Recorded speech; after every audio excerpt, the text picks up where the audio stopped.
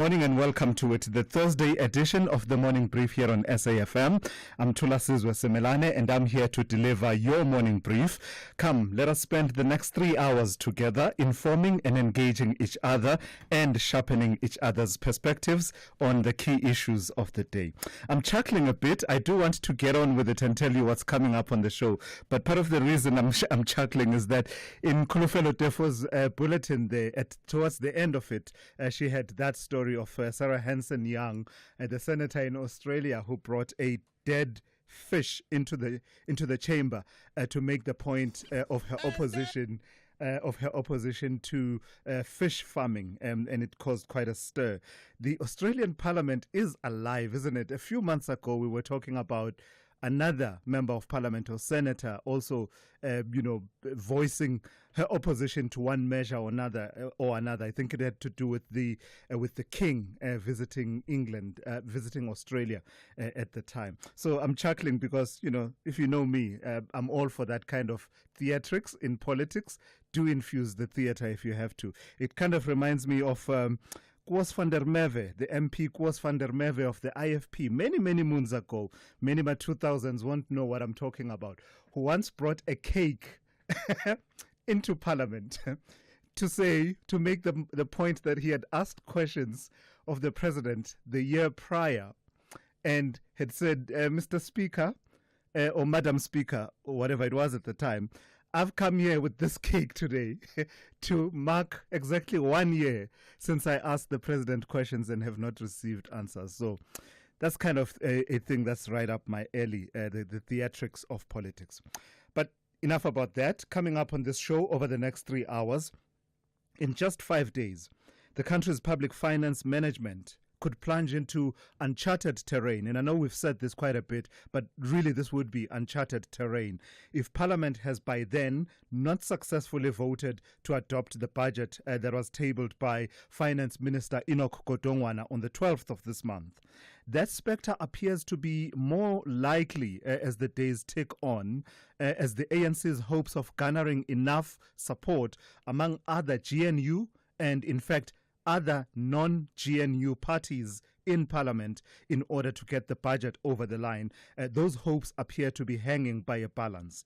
This after Action SA became the latest party to tell the ANC, thanks but no thanks, we will not be supporting this budget in its current form, which includes a 1 percentage point increase in VAT over 2 years, as well as no personal income tax bracket adjustments to avoid what is known as bracket creep, which has an effect on the earnings of ordinary South Africans, ordinary taxpayers. So that spectre that Parliament will not have voted and adopted a budget by the 1st, the 2nd of April is becoming more and more real as the days pass on. So we have two conversations for you that are lined up on that story. At about 10 to 7 this morning, we'll be speaking to COSATU's parliamentary coordinator, Matthew Parks. It's becoming real now that we may be heading down that path. We'll be talking to Matthew Parks about their own opposition to the budget as it stands. And then after 7, we'll give you some analysis and insights from Zingira Matenga, who is the MD of Ndiso Consulting. He's got some really interesting insights about what happens if Parliament fails to adopt the budget by the beginning of next month. Then I'll tell you this story. The civil society group #UniteBehind wants the recently adopted parliamentary ethics rules to be declared unconstitutional and invalid. And they're arguing that Parliament snuck these new rules and amendments to the rules of ethics, snuck them in sneakily to shield former ministers, MPs, and portfolio committee chairs from accountability. The organization's director and the well-known human rights activist Zaki Ahmad says Parliament's rules were changed in May last year from previously allowing for hearings into ethical complaints against MPs to continue, even if those MPs have subsequently resigned from their posts. And now the new rules say that the ethics committee has neither jurisdiction nor authority over MPs who have stepped down.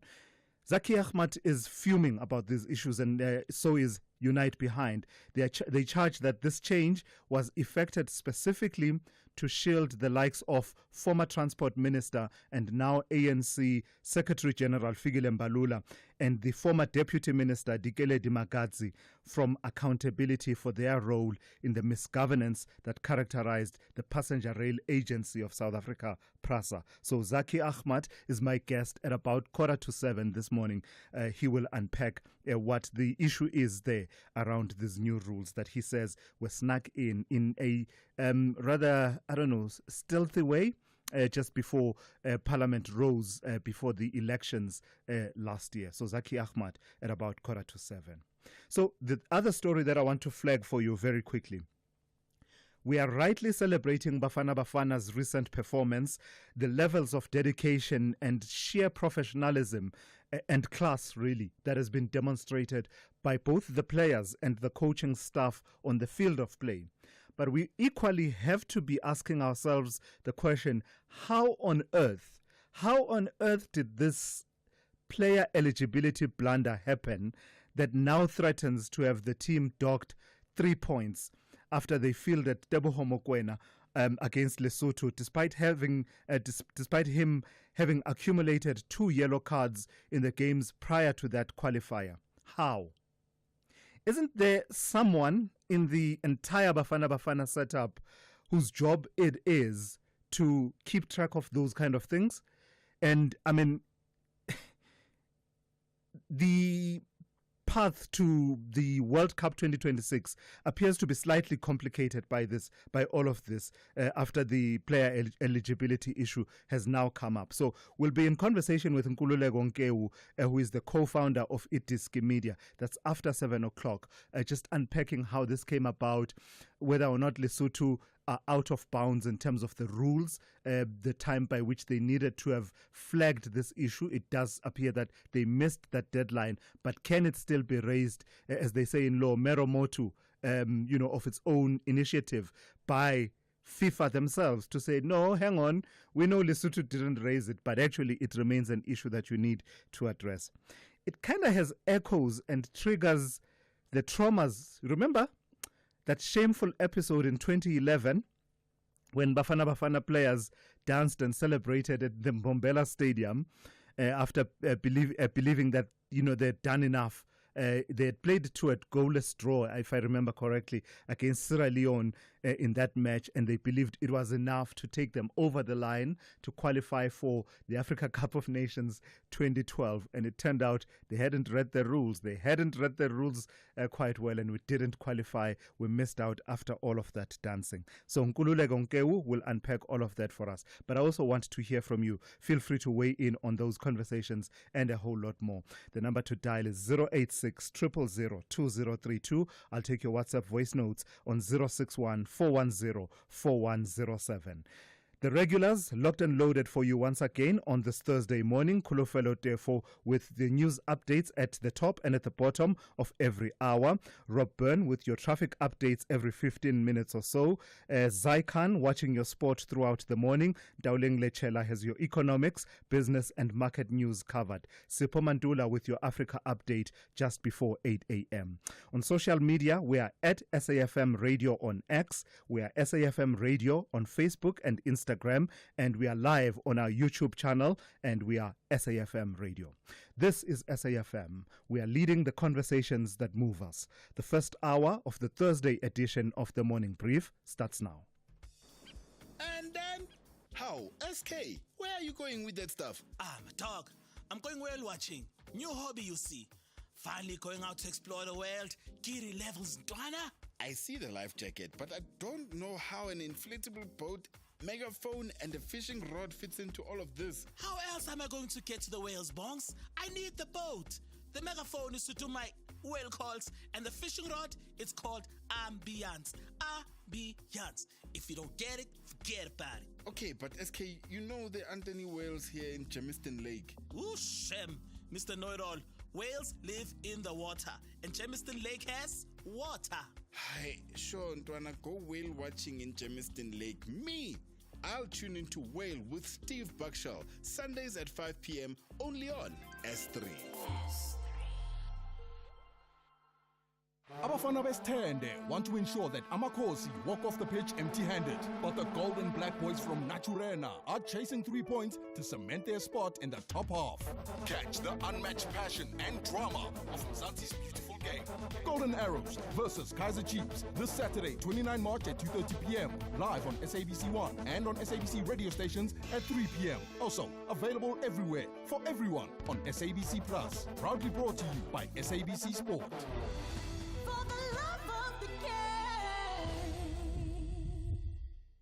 The Daily News Diary on SAFM.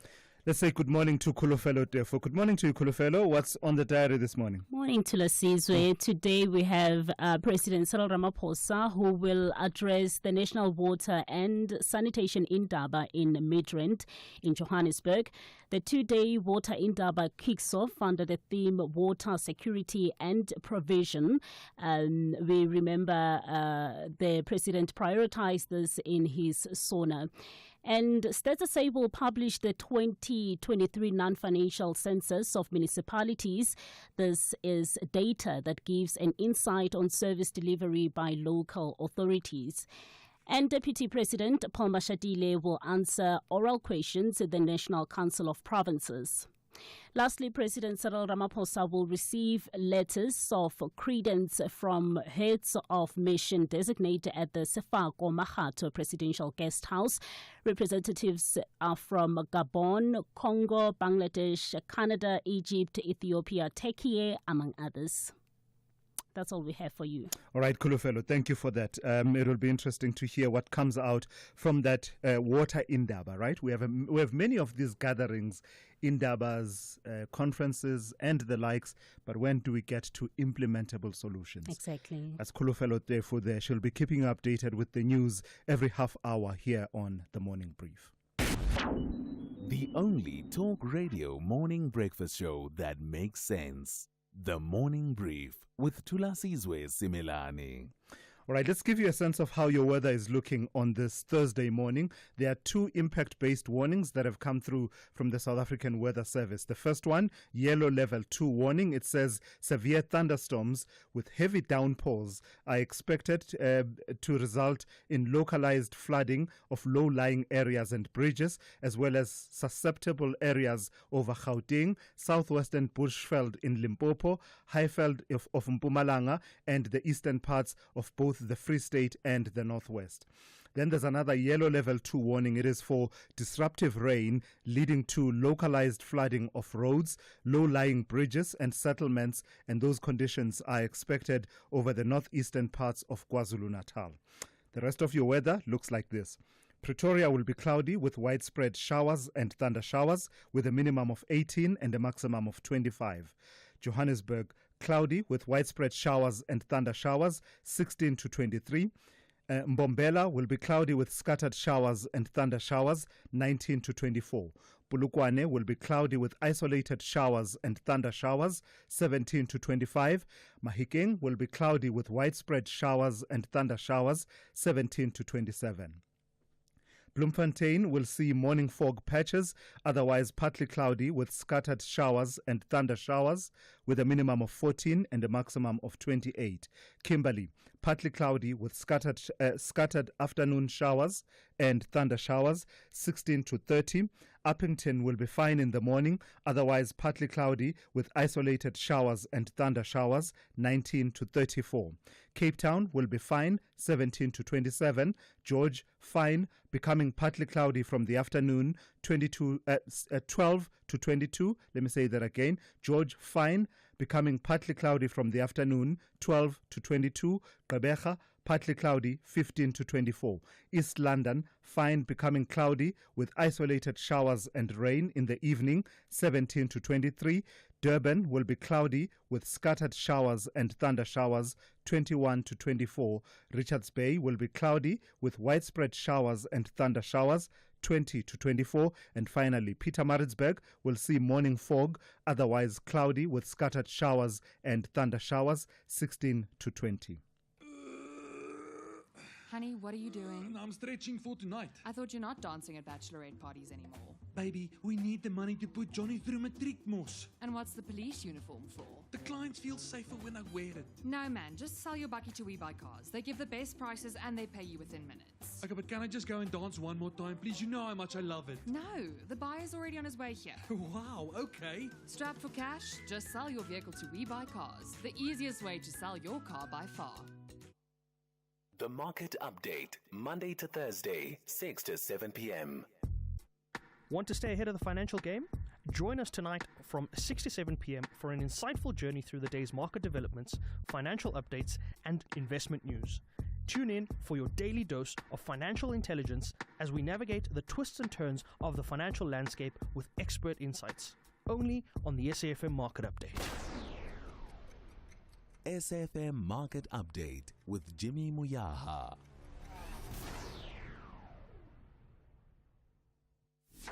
Ashraf Gada on SAFM. How far down the line do you think you need to go to achieve that? Because, I mean, the key part here is there's two words, foreigners, but before that the prefix illegal. So we are talking about undocumented as opposed to documented foreigners, right? Absolutely. But remember, we also want to emphasize the fact that even with the legal ones, we know that there's been a lot of corruption that goes with identity fraud at Home Affairs. So that we're not isolating as well. So we term those documented but fraudulently documented illegal immigrants as illegal immigrants. So all of that for us is a struggle, and we feel like the beginning of it is by securing our borders, first of all, and ensuring that the ones that are here are deported. Jacinta Nkobese Zuma, who's one of the organizers of the March in March. You're listening to the National Pulse Worldview Update, bringing you closer to international or global news. 23 minutes after 6, a scandal triggered by the inclusion of journalist Jeffrey Goldberg in a chat group on the messaging platform Signal, in which senior U.S. national security, defense, and intelligence officials were discussing their bombing plans against the Houthis in Yemen. Well, that scandal is fast becoming a major political storm for the Trump administration. Goldberg, the Atlantic magazine's editor-in-chief, was added to the chat group by President Trump's national security advisor, Mike Waltz. As a result, he was privy to detailed plans of how the attack would unfold way before the U.S. military dropped its first bombs on Houthi targets on the 15th of March. Appearing before the Senate and House Intelligence Committees, top intelligence officials have tried to downplay the significance of the incident, insisting that no classified information was shared on those chats. I'm joined now by Noel van der Wag Cowling, who is from the Department of Strategic Studies in the Faculty of Military Science at Stellenbosch University. Good morning and thank you for your time. So as I said, officials in the Trump administration's intelligence cluster have been trying to downplay the significance of this inclusion of this journalist. They've sought to emphasize that no classified information was shared or discussed on that group. What have you made of this leak? And from the info that's out in the public and the account of what was discussed, what do you make of it all? Good morning, Thulasizwe, and to your listeners. Thank you. Yeah, I think if we have a look at it in the cold light of day, this is actually unprecedented. But if you look at it closely, it would seem that this is, in fact, possibly a normal kind of way of operating, a so-called whisper network. The Trump administration has gone to great lengths to deny that this was in any way a compromise to national security. But I think as more and more of this has been revealed, and we see the Atlantic is actually releasing bits of this in tranches, as the denials come, it's clear that there was, in fact, a very in-depth discussion on military operational details. And up front, before that, sort of a hot tub of discussions around foreign policy between top national security officials across various departments. And in terms of secrecy and information security, what went on here, I think, for most people involved in information security certainly raises eyebrows. But we know that the Pentagon, in fact, released a warning to all members of the DoD not to be making use of signals for anything that was for non-public consumption, because they had in fact discovered a vulnerability in signal. So what we see happening here, I think there's still a lot that's going to come out, and possibly the initial efforts to sort of boil this down to a bit of a mistake won't happen again. I don't think it's going to go away in a hurry. Yeah. And in terms of the information that was discussed on that platform, you're absolutely right that initially Jeffrey Goldberg held back a little bit and just alluded to, I knew the plans, but I won't be revealing them. But in light of the denials that anything that is classified was discussed on those platforms, he and the Atlantic have started releasing a bit more of those details. Just looking at that, the targets, the time that the bombs would be dropping, etc. If that information was not classified, should it have been? That would definitely have been classified information, and I think this is one of the loopholes that you see the Trump administration trying to use, is that the Secretary of Defense has the right to declassify information. Well, he may have that right, but the question is that the type of information he would declassify? And certainly those types of details would have a huge impact on operational security right before a mission. If one of the individuals in that chat, and there were 19 people in that chat, one of their phones had been compromised in any way, that could have compromised the lives of the personnel who would have been carrying out that mission. So there's no way that type of information would just be declassified. Yeah.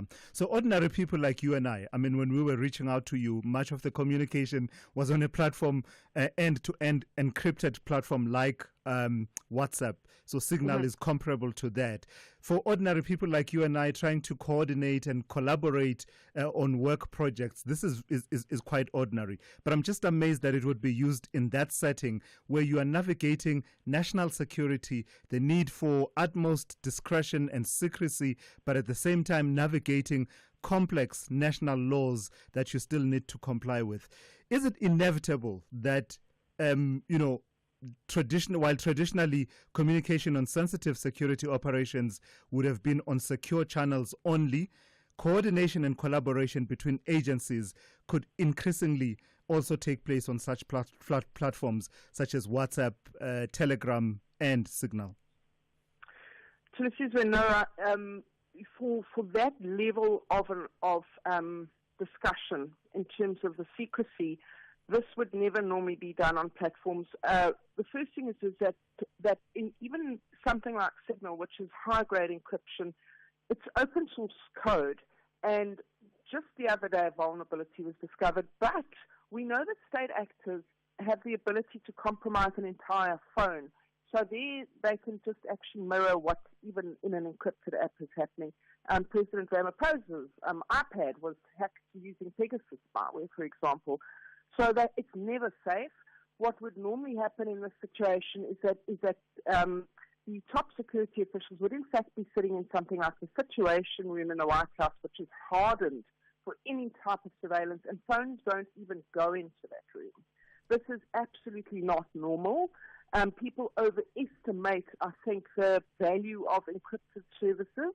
For everyday people, it's fine, but nation-state actors have incredible capabilities in cyberspace, and that is exactly why something like this would not happen on a messaging app. All right, I've got to leave it there. Thank you for your time this morning and for sharing your insights. That's Noel van der Wag Cowling, who is from the Department of Strategic Studies in the Faculty of Military Science at Stellenbosch University. Let's check in now with Kulufelo Tefo with the latest news headlines.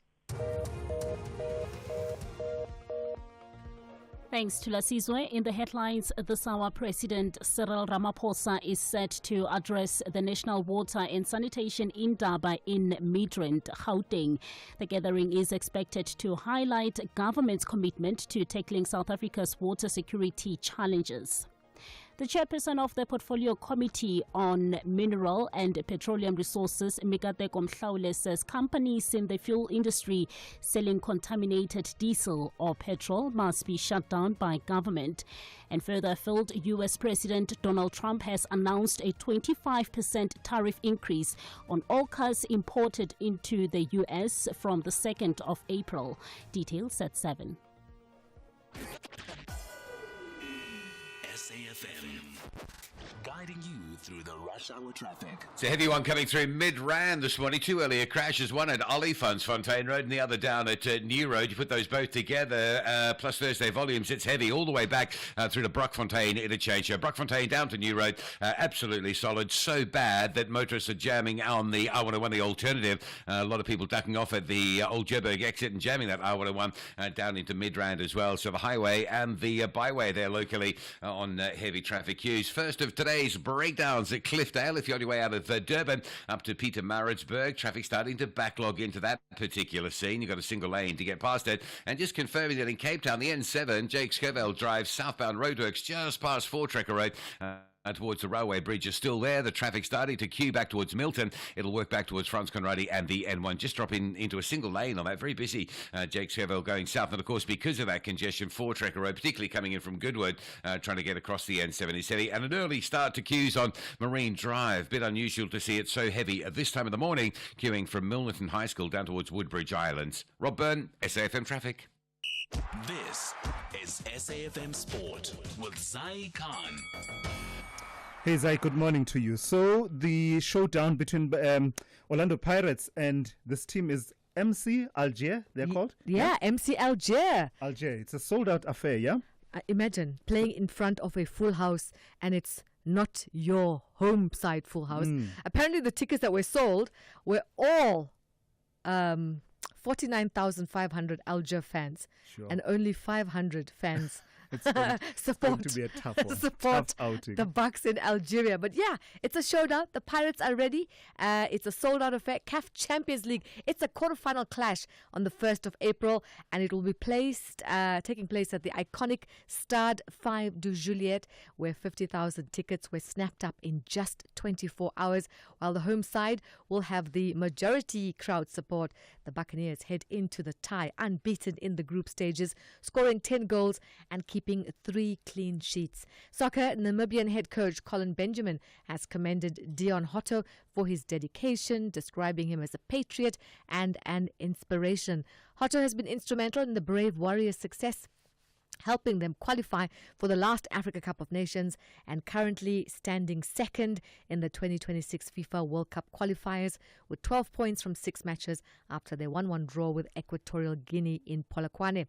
In the meantime, Chelsea Supporters Trust has asked the Premier League to act and investigate co-owner Todd Bowley's involvement in ticket reselling website Vivid Seats.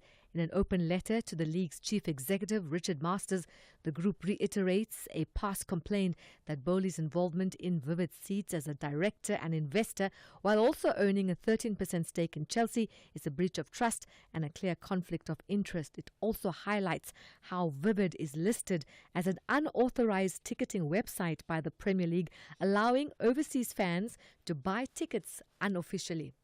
Rugby now. SA Rugby announcing FNB becoming the principal partner of all national teams, and that's with the bank's logo taking centre stage on the front of all team jerseys.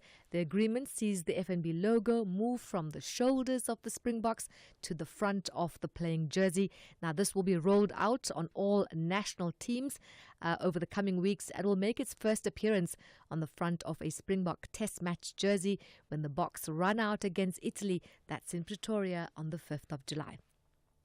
Cricket action. We've got New Zealand making short work of their 129-run target to win the final 2020 against Pakistan by 8 wickets and take the series 4-1. And tennis action. Teenager Alexandra Ela pulled off another upset at the Miami Open. She knocked out the 5-time Grand Slam champion and the second seed Iga Swiatek 6-2, 7-5 in the quarterfinals. Here's the 19-year-old.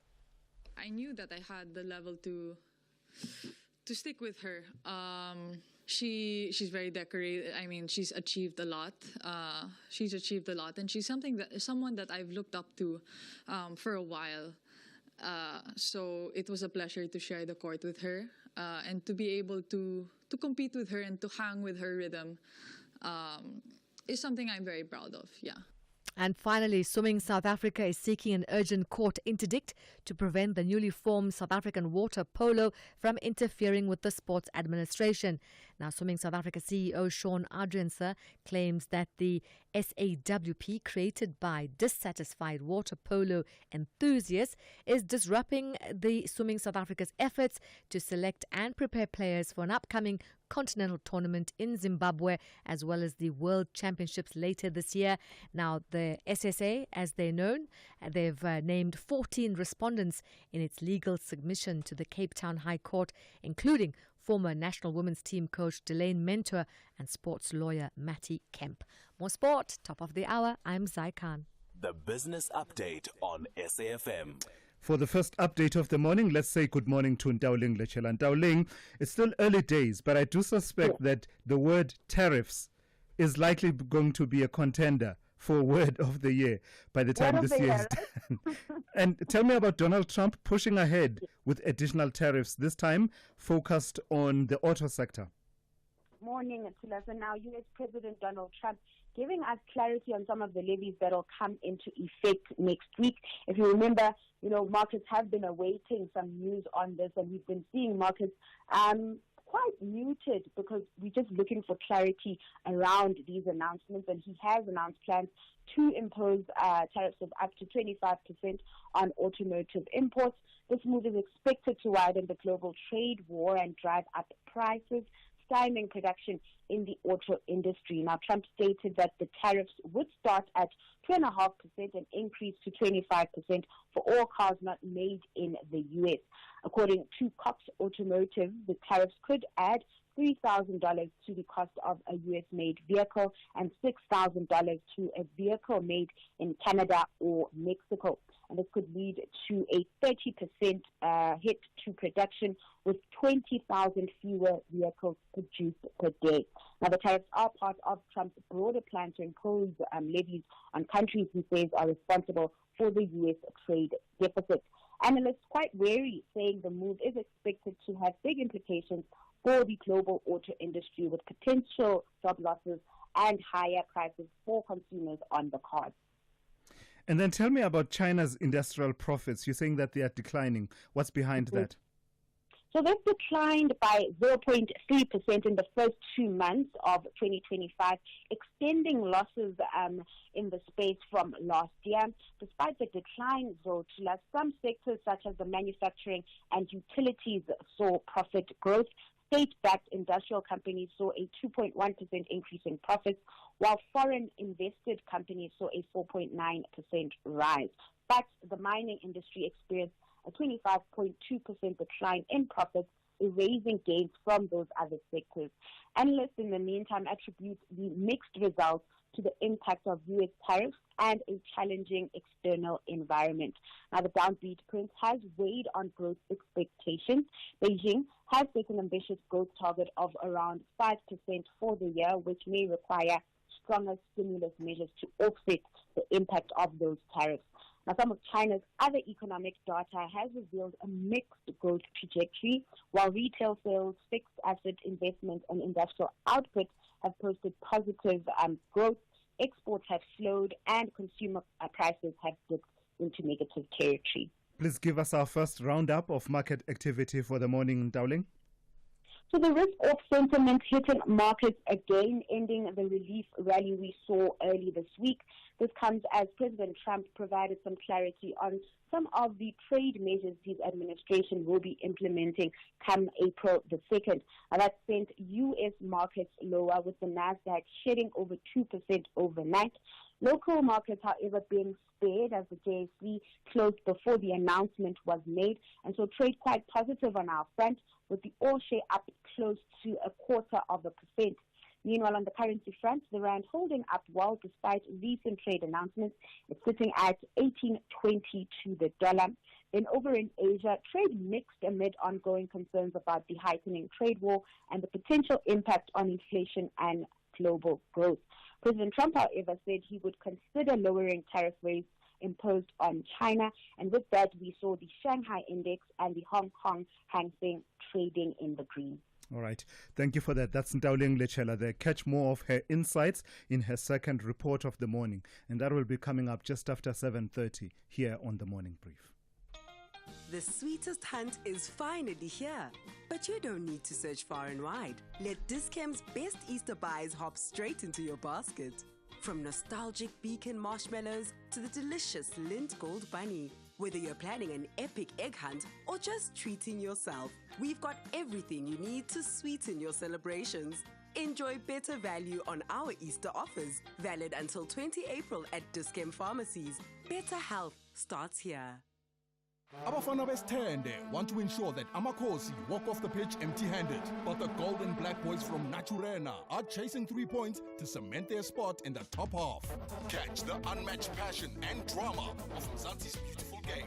Golden Arrows versus Kaizer Chiefs this Saturday, 29 March at 2:30 p.m. live on SABC1 and on SABC radio stations at 3 p.m. Also available everywhere for everyone on SABC Plus. Proudly brought to you by SABC Sport.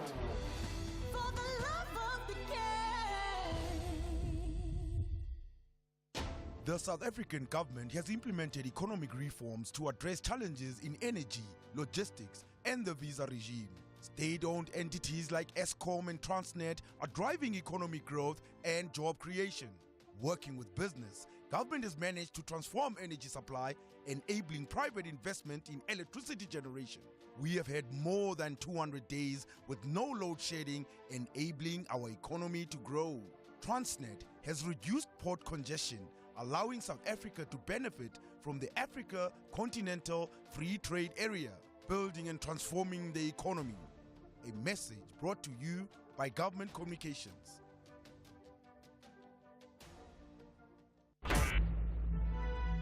Who says talking never solves anything? SAFM, leading the conversations that move us.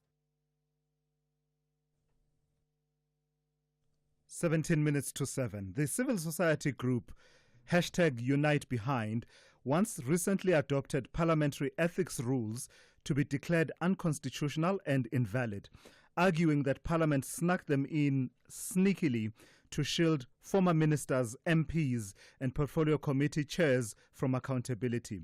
The organization's director and long-standing human rights activist Zaki Ahmad says Parliament's rules were changed in May last year from previously allowing for hearings into ethical complaints against MPs to continue even if those legislators resign their posts, to now expressly saying the Ethics Committee has neither jurisdiction nor authority over MPs who've since stepped down.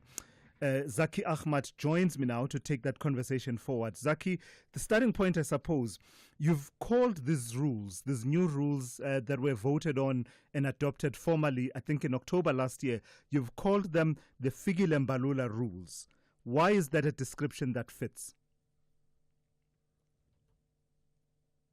All right, we seem to have lost Zaki Ahmad there, just trying to work and get him back to give us a bit more detail, because he and his organization are really upset about these rules that they're saying were adopted without public consultation, without much consideration for what their impact would be on holding former MPs, former chairpersons of committees and former ministers to account for some of the activities that happened during the years of state capture, as well as their role in, the misgovernance at state-owned entities such as the Passenger Rail Agency of South Africa. So they want the courts to step in and set these rules aside. So we'll try and see if we can get Zaki Ahmad back on the line to take that conversation forward. If you're active on social media and love SAFM, we hope you'll take a moment to like or follow our SAFM page on Facebook and Twitter. These are the best places to find all the guest information, conversations, and stories you love from your favorite presenters, along with regular updates from SABC News. And don't forget forget, you can send your questions to feedback@safm.co.za. SAFM, leading the conversation. The only talk radio morning breakfast show that makes sense. The Morning Brief with Thulasizwe Simelane. All right, I believe we have Zaki Ahmad on a clearer line. Zaki, good morning. I was saying earlier on that you have dubbed these rules adopted by Parliament the Fikile Mbalula rules. Why is that a description that fits? Good morning, Tula. You good? Yeah, I'm good, Zaki. Yeah. But let me start off by saying that Parliament is the most important institution in a democracy other than the Constitution. It is the most important because it expresses the will of the people, and we need to trust it. We expect Parliament to teach society ethics and so on. And that, for us as people, means that we can trust that there will be oversight of the bureaucracy, oversight of corporations, oversight of powerful individuals and interests, and so on. Sadly, we're in a situation where instead of Parliament being the teacher, a school of ethics, MPs doing the best conduct, we're in a situation where Parliament is protecting and promoting MPs that are corrupt, or allowing them to get away. You'll remember that Unite Behind laid a series of complaints against 6 MPs, deputy ministers, former ministers, and so on, including Thulasizwe Simelane, and so on. What happened is Parliament didn't do a proper investigation, and it let off Fikile Mbalula and Dikeledi Magatsi. Fikile Mbalula was the transport minister of PRASA and had assisted and facilitated and protected corrupt interests in PRASA. Similarly, Dikeledi Magatsi was the chairperson of the Portfolio Committee on Transport, and similarly allowed in every way those who were corrupt to get away and tried to attack those who provided, who tried to clean up PRASA. So eventually we ended up in court. Cut a long story short, almost 2 years now. On the 7th of February, we had to be heard in the Cape Town High Court. What happens in December, we discovered that the rules had been changed. We went to court on 2 things. A review of the decisions, but also that there was an unconstitutional rule that said things had to be heard in secret. What in fact happens is they changed the rule that gave Parliament jurisdiction over MPs who leave. They changed that in secret in May last year, but didn't inform the court, they didn't inform us, they didn't inform anyone at all. So what is the effect then of these rules? The way I understand it and the way you've explained it is that the rules mean that Parliament can now can raise the argument that, yes, you want us to continue the hearings into the complaints you laid, but as a matter of fact, people such as Fikile Mbalula are no longer members of Parliament, and therefore we have no authority. Exactly the point. So they changed this rule. Now you imagine we've prepared the case and they've changed the rule. What it means is that if any MP now is found to have been involved in some corruption, etc., you would find that if they resign, there's no recourse. Now, what we're demanding, because Parliament did this without telling anyone, the Constitution says when Parliament makes rules, it's rules. It must involve the public. That's what the Constitution says in Section 57. So the fact that they hid this and passed this Fikile Mbalula rule means that we have total recourse, and that what we need now is for Parliament to withdraw the case. Not withdraw, to say we're going to negotiate with Unite Behind, we're going to work with, we're going to involve the public, and we're going to change the rules. The sad thing is that every political party passed this rule. Zaki, isn't that the natural order of things, though? So if I resign from SAFM, can it honestly be expected that 3 months, 8 months, a year down the line, they should still be able to be continuing with a disciplinary hearing against me? Let's separate two things. The complaint was laid while they were in Parliament. That was the thing. But let's separate out the employment relationship, the ordinary employment relationship between you and SABC and someone who is elected or put into Parliament by their political party to represent the people. It is not an employment relationship. So in that sense, you want to ensure that you protect the integrity of Parliament, and not only that, but if you imagine an MP is not guilty and they've been charged but they resigned for some other reason, they should want to clear their name. So it's not simply something that protects the public interest. It protects Parliament, it protects the public interest, but it also protects someone who is unjustly accused. And isn't your argument undermined, Zaki Ahmad, by the fact that the other MPs that are part of that list continue to serve in Parliament and can still have action taken against them by the Ethics Committee? So why would Parliament and the Ethics Committee go through to such lengths to protect just Fikile Mbalula and Dikeledi Makadzi and not Joe Maswanganyi, Sfiso Buthelezi and all the others? Yeah. Sadly, Sfiso Buthelezi got off because he didn't commit his crimes until while he was in Parliament. It happened before, so he got off on that one. But Dipo Peters was disciplined. Maswangani was disciplined, but I'm not sure that he actually served his punishment.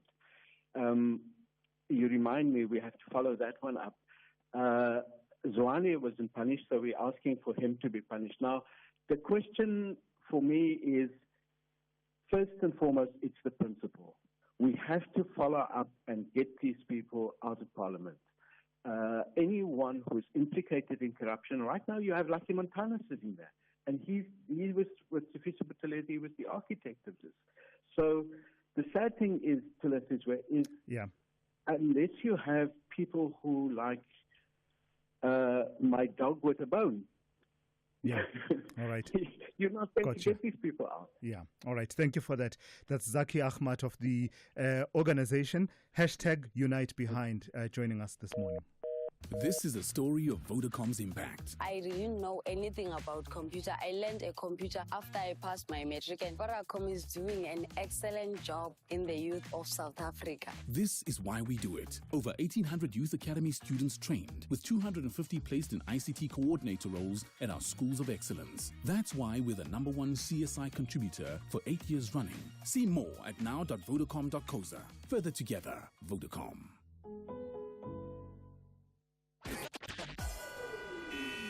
SAFM, guiding you through the rush hour traffic. A heavy Thursday through Midrand. Motorists coming out of Pretoria down to Joburg. Just a heads up, give yourself extra time to get through. We've had 2 collision scenes, one at Olifantsfontein, which is cleared, and another just sort of awaiting clearance down by New Road. So you've got a very heavy backlog all the way across all lanes, right back into Brockfontein interchange. The R101, the parallel route, is heavily jammed as well. A lot of traffic joining the R101 to beat the N1 queues and just jamming that all the way through towards the Midrand. So the highway and the side road both under some real pressure. Already queuing up on the R21 south towards the airport, into the roadworks by the R23 Benoni exit. Crossed into Durban. If you're on your way out to Pietermaritzburg, got the first of today's breakdowns at Cliffdale. These happen often, and as soon as they do, you drop into a single lane and it pushes traffic all the way back to Key Ridge, and that's exactly what's happening this morning. Pietermaritzburg bound, looking at some heavy traffic. Another morning with a breakdown on the N2 north before Spaghetti Junction, so extra delays coming from the cement factory side. Cape Town, quite a big crash. N2 inbound before Jan Smuts Drive, so from the airport, traffic volumes building up into that one. Marine Drive is super heavy into Woodbridge Island today, and the roadworks on the N7 Jakes Curvell Drive still there just past Fort Trekker Road. Very heavy delays running south through Goodwood, starting to build up into that. Rob Byrne, SAFM Traffic. SAFM has signed a code of conduct that is enforced by the Broadcasting Complaints Commission of South Africa. Under the code, we are committed to giving news that is accurate, comment that is fair, and programming that is not harmful, does not amount to hate speech, or contain violence or explicit sex. If you think we are not living up to that code, then you can inform the Broadcasting Complaints Commission of South Africa. Direct any complaints in writing to the Broadcasting Complaints Commission of South Africa. PO Box 142365, Craig Hall 2024. Fax to 011-326-3198 or an email to bccsa@nabsa.co.za. For more information, please visit www.bccsa.co.za.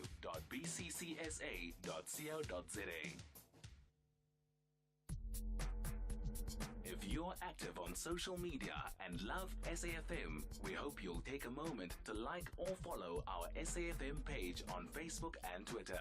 These are the best places to find all the guest information, conversations, and stories you love from your favorite presenters, along with regular updates from SABC News. And don't forget, you can send your questions to feedback@safm.co.za. SAFM, leading the conversation. Ashraf Garda on SAFM. Are you surprised by this plan of action from the ANC, that political school or nothing? You have to go to school and pass first, essentially. This is not the most profound intervention that is needed, but an intervention has been needed for some time. They do not know the history and the purpose of the ANC.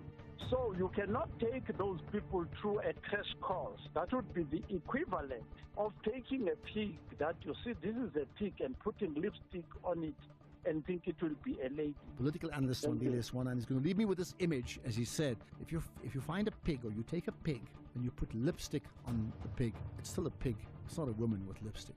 You're listening to the National Pulse. Missed it? Find the podcast at safm.co.za.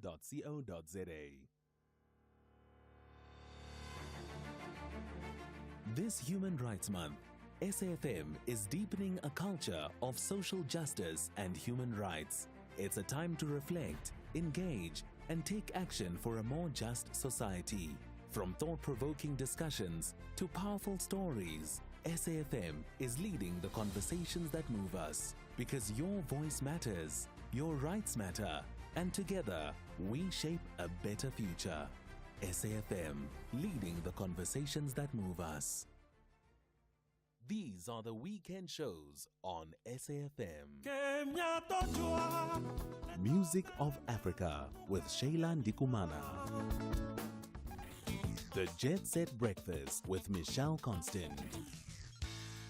Seasons with Khomotso KG Mweketsi. The Soundtrack of Your Life with Ernest Pillay. Weekend Soundowner Classics with Kutlwano Masote. Spotlight with Zai Khan. The Weekend with John Gerika.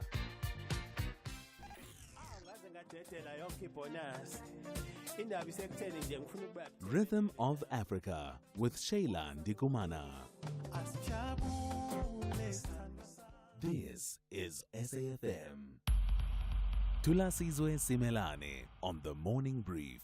Weekdays, Monday to Friday, 6 to 9 a.m. Yeah, it's coming up to 7 a.m. Just reflecting on some of the conversations we've had this morning. We, in the next hour, we'll be talking more about that situation with Bafana Bafana and the likelihood of them being docked 3 points following that blunder of fielding Teboho Mokoena against Lesotho. And then we'll give you a bit more about the situation regarding the budget and the possibility that come the 1st, the 2nd of April, there's a very real possibility that the political parties in the government of national unity would not have found each other on the budget to be able to get it over the line in terms of voting in parliament. And what with the opposition parties also opposing this budget, what are the implications thereof? Those are some of the conversations that are coming up in the next few minutes. But for now, let's check in with Kulufelo Defo with the latest news. Outsurance will go out of their way to try and save you money on your car insurance. If they can't, ask for 500 Rand. SMS out to 30754. Now that's good news. Those were the top stories for this hour. Don't miss out on a possible car insurance saving. SMS out to 30754 for a quote. Outsurance, where you always get something out.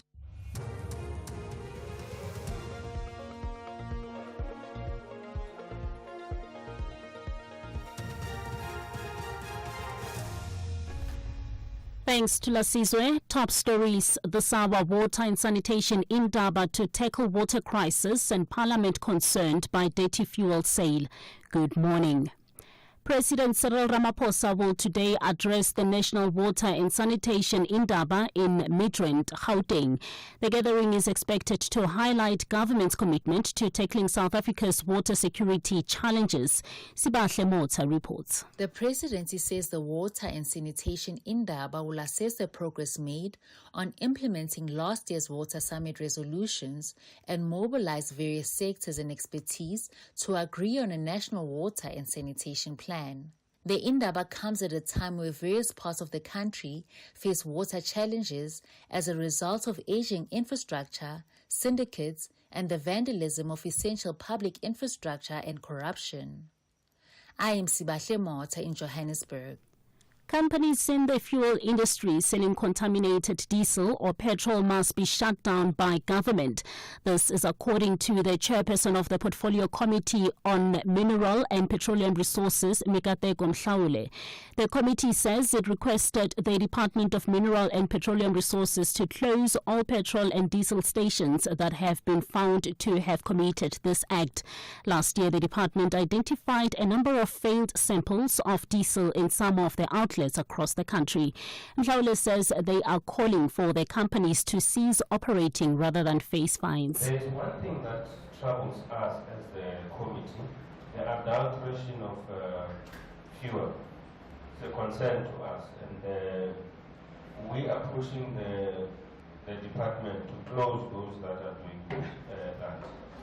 Not even fine them, close, because they are damaging vehicles, or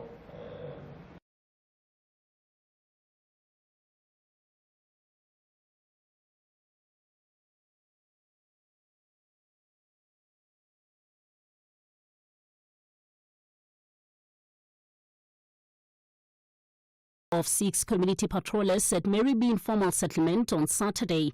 2 suspects have appeared in the Pretoria North Magistrates Court, where the case was postponed to April 1st for further investigation. Speaking at the victims' memorial, Lesotho criticized the police for failing to do their job. The police station of Soshanguve need to be overhauled, because the way it is operating and the way it's providing services, unfortunately, is creating problems for our communities. And I said to the minister, if the police were doing their work, there was going to be no need for these young people to patrol in this area. The Johannesburg Roads Agency says it's on track to complete the first phase of the upgrade of Lillian Ngoyi Street, formerly Brice Street, by August.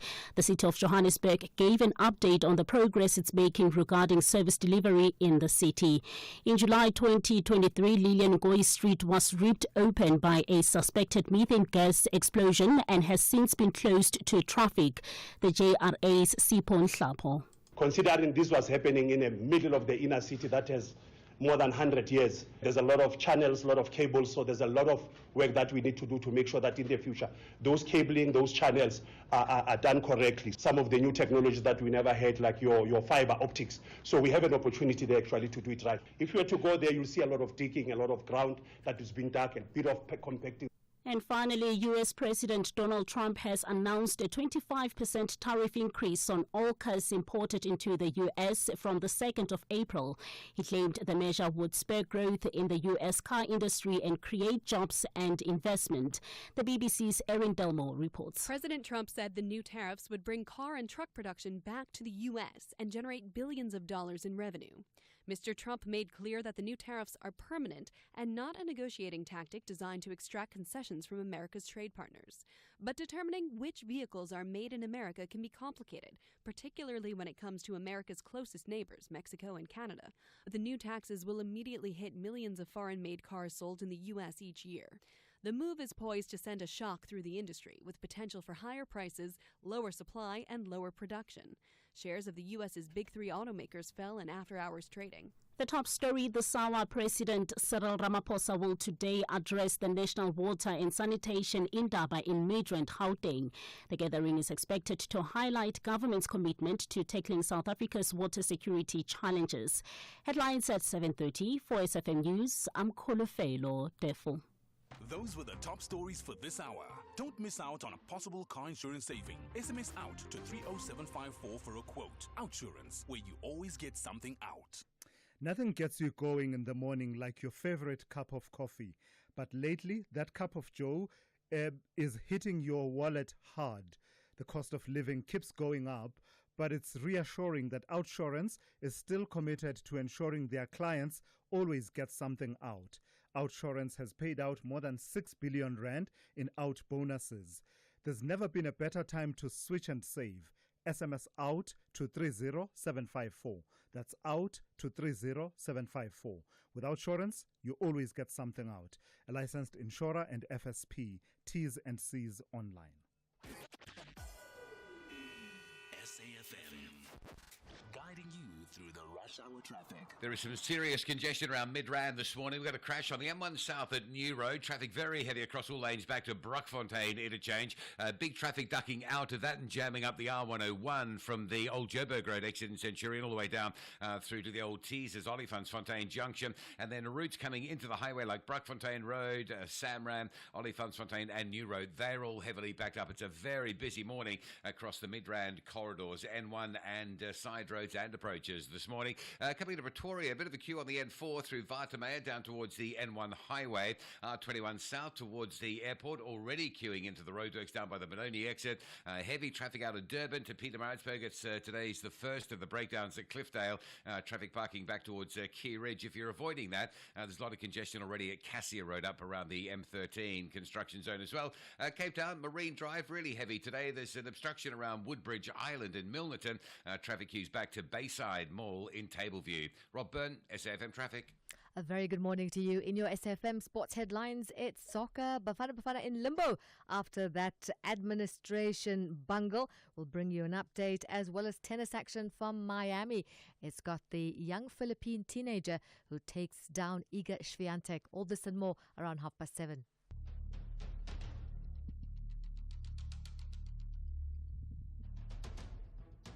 The Morning Brief with Thulasizwe Simelane. Weekdays, Monday to Friday, 6 to 9 a.m. The Morning Brief with Thulasizwe Simelane. Weekdays, Monday to Friday, 6 to 9 a.m. It's coming up to 9 minutes after 7. Hey, good morning. We're into the second hour, almost the third hour. What's the rush, Thulasizwe? We're into the second hour of the morning brief on this Thursday morning. It's great to be in your company. So a big focus on the issue of the budget, right? The days are, ticking by, and really there's a sense that this situation with the impasse around the budget needs to be resolved quite soon. Otherwise, we will be finding ourselves in uncharted terrain. So I'll be in conversation in the next few minutes with Matthew Parks, who is COSATU's parliamentary coordinator. They spoke in Parliament just a few days ago and voiced their continued opposition to any VAT increases, but also concerned about the failure in the budget presented to adjust the income tax brackets to avoid what is known as a bracket creep. And then I'll be in conversation with Zingira Matenga, who is the managing director at Ndiyiso Consulting, just from some analysis and insights into what would happen if Parliament were to fail to adopt and vote to adopt the budget in time before the beginning of next month. And of course, we will then focus on that situation, the administrative bungle that Zai was alluding to a few minutes ago, that now has Bafana Bafana potentially facing the potential of being docked some 3 points in their World Cup qualifying campaign. So that's how it's looking over the next half hour or so. This is SAFM. We are leading the conversations that move us. The second hour of the Thursday edition of the Morning Brief starts now. From the shows that bring us laughter to the moments that inspire us, your SABC TV license makes it all possible. Every license paid supports local stories, top talent, and the programs that unite South Africa. Pay your TV license today. Visit tvlic.co.za or your nearest retail outlet. Your screen, your story. Together, we make it happen. Thulasizwe Simelane on the Morning Brief. Weekdays, Monday to Friday, 6 to 9 a.m.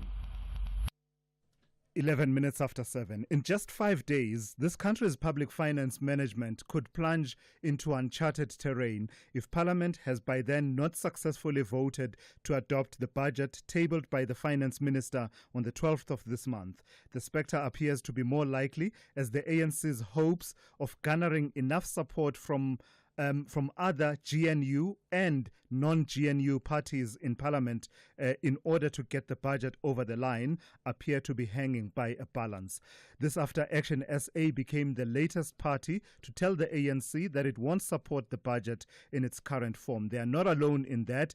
Civil society organizations and Labour, including COSATU, also voicing their opposition to the budget. And speaking of COSATU then, I'm joined by its parliamentary coordinator, Matthew Parks. Matthew, good morning. Thank you for your time once again this morning. So you had the opportunity to address the hearings that Parliament is holding into this budget.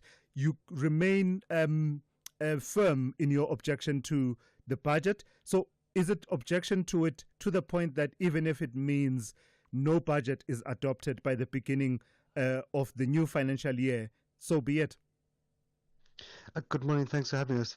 No, from our side, we need to avoid an issue of extremes. We need to pass a budget because there is a deadline by Wednesday for the National Assembly to adopt the fiscal framework, the revenue proposals. There is some breathing space beyond that, but then you start entering real injury time. It's very, very difficult. It's only so far that you can go legally before government will be in a crisis with not having money or the power to spend money and so forth. So we have to get something done soon. But for us, it's not that complicated. We just simply need Parliament and government to avoid a choice of extremes. We need to avoid going back to the old budget of last year, budget of austerity cuts. We also need to avoid inflicting further pain on workers through additional taxes. There are many good things in the budget, especially on the expenditure side, in terms of rebuilding the state, giving relief to the poor, stimulating the economy and so forth. Our difference is really around the revenue proposals, and those we think that they can make a plan. It's not that difficult. The VAT hike, they estimate, will bring in about 14.5 billion rand, and that's in a budget of 2.4 trillion rand. We are not convinced that you can't find that money through alternative tax options or alternative expenditure options in a budget of 2.4 trillion. You're literally talking about 0.5%, and surely one can make a plan around 0.5%. We have made proposals to Parliament on where we think you could have some additional taxes for the wealthy, the high income earners or rich companies. We think there are alternative options you could find around expenditure, including to say, for example, some of the economic infrastructure projects like building university residences, investing in rail and so forth, that you could actually give to the Development Bank, the Industrial Development Corporation, the Public Investment Corporation, who do those kind of investments all the time. You could ask them to assist and thus reduce the expenditure pressure on the state. You could also ask them, as well as the CETAs and the National Skills Fund, to take over some of the public employment program costs, the training funding costs as well. So you could play around because you're looking at basically 14.5 billion rand and a similar amount for the tax bracket adjustments. Those are not that difficult to find. It just requires a bit of political commitment and maturity. But ultimately, the ANC, as the largest party in government and parliament, It just needs the support of one or two of the other smaller or medium-sized parties, rather. You can get this thing through. We think it can be done. Eventually, it will be done. Yeah. It just requires a bit of political maturity. What's your sense? Will the ANC be able to get that support, even if it means it gets it beyond the GNU framework within the political parties in the GNU, but also without the support of some of the opposition parties that have already come out to say we will not support this thing? So, I don't want to put a gun to my head, but no, we're confident the budget would be passed. You would have to pass it. It'll be political suicide. It'll be an earthquake. We simply couldn't afford not to pass a budget, because then how are you going to pay nurses and teachers and police officers? How are you going to provide for social grants? And yes, there is a little bit of injury time beyond even the Wednesday, but then you start entering quite complicated, murky territory, which you don't want to do. And ultimately, a decision has to be made, a deal has to be made. And other political parties will have to assist the ANC. And of course, governments, the ANC also have to show a little bit of political flexibility around some of the issues. But I think it can be done. It's a bit complicated, it's a bit messy. We would have preferred if a cabinet could have spoken with one voice and not put the nation into this kind of political theatrics. But again, look, we're not the only country in the world to go through this kind of moment. If you look at other countries like the United States, they go through far worse difficulties when it comes to passing the budget. But ultimately, we need to do so, and it's not that complicated. It's just a question of focusing on 2 or 3 issues. All right, let's leave it there for this morning. Thank you for your time. That's COSATU's Parliamentary Coordinator, Matthew Parks. Let's continue with that conversation then. I want to bring into the conversation Tsingira Matenga, who is the Managing Director at Ntiyiso Consulting. Good morning to you, Tsingira, and thank you for your time this morning. So in my conversation with Matthew Parks just a few minutes ago, just highlighting just how uncharted that terrain we would be entering if the budget were not to be passed by a majority vote in Parliament. Any sense, an idea of what that world looks like if Parliament fails to have enough of its members supporting the adoption of the budget? No, thank you, and morning to Thulasizwe, and morning to your listeners. Very honored to be on your show today. So I'm going to say something very left field in response to your question. Yes, we love that. Go ahead. So I think the first thing is budgets are a technicality, and I'll explain what I mean by that. So a budget of a country is driven by your tax receipts, okay? So as we speak right now, even though we do not have a budget that has been approved, your taxes and my taxes are currently being receipted as we speak. So if you got paid on the 25th or 21st, you paid your PAYE. If you're a corporate, you paid your tax. So the country at this moment in time is not in a deadlock from a tax receipt perspective. These monies are being received. Now, if they're being received, they are being deployed. That's the first point to make. The second point to make is that if we look at it from a corporate example perspective, you already have a lot of corporates, for example, that do not necessarily drive their activities based on budgeting, because they've now realized that actually resource allocation is much more complicated than just simply announcing a budget. So that's the second point to make.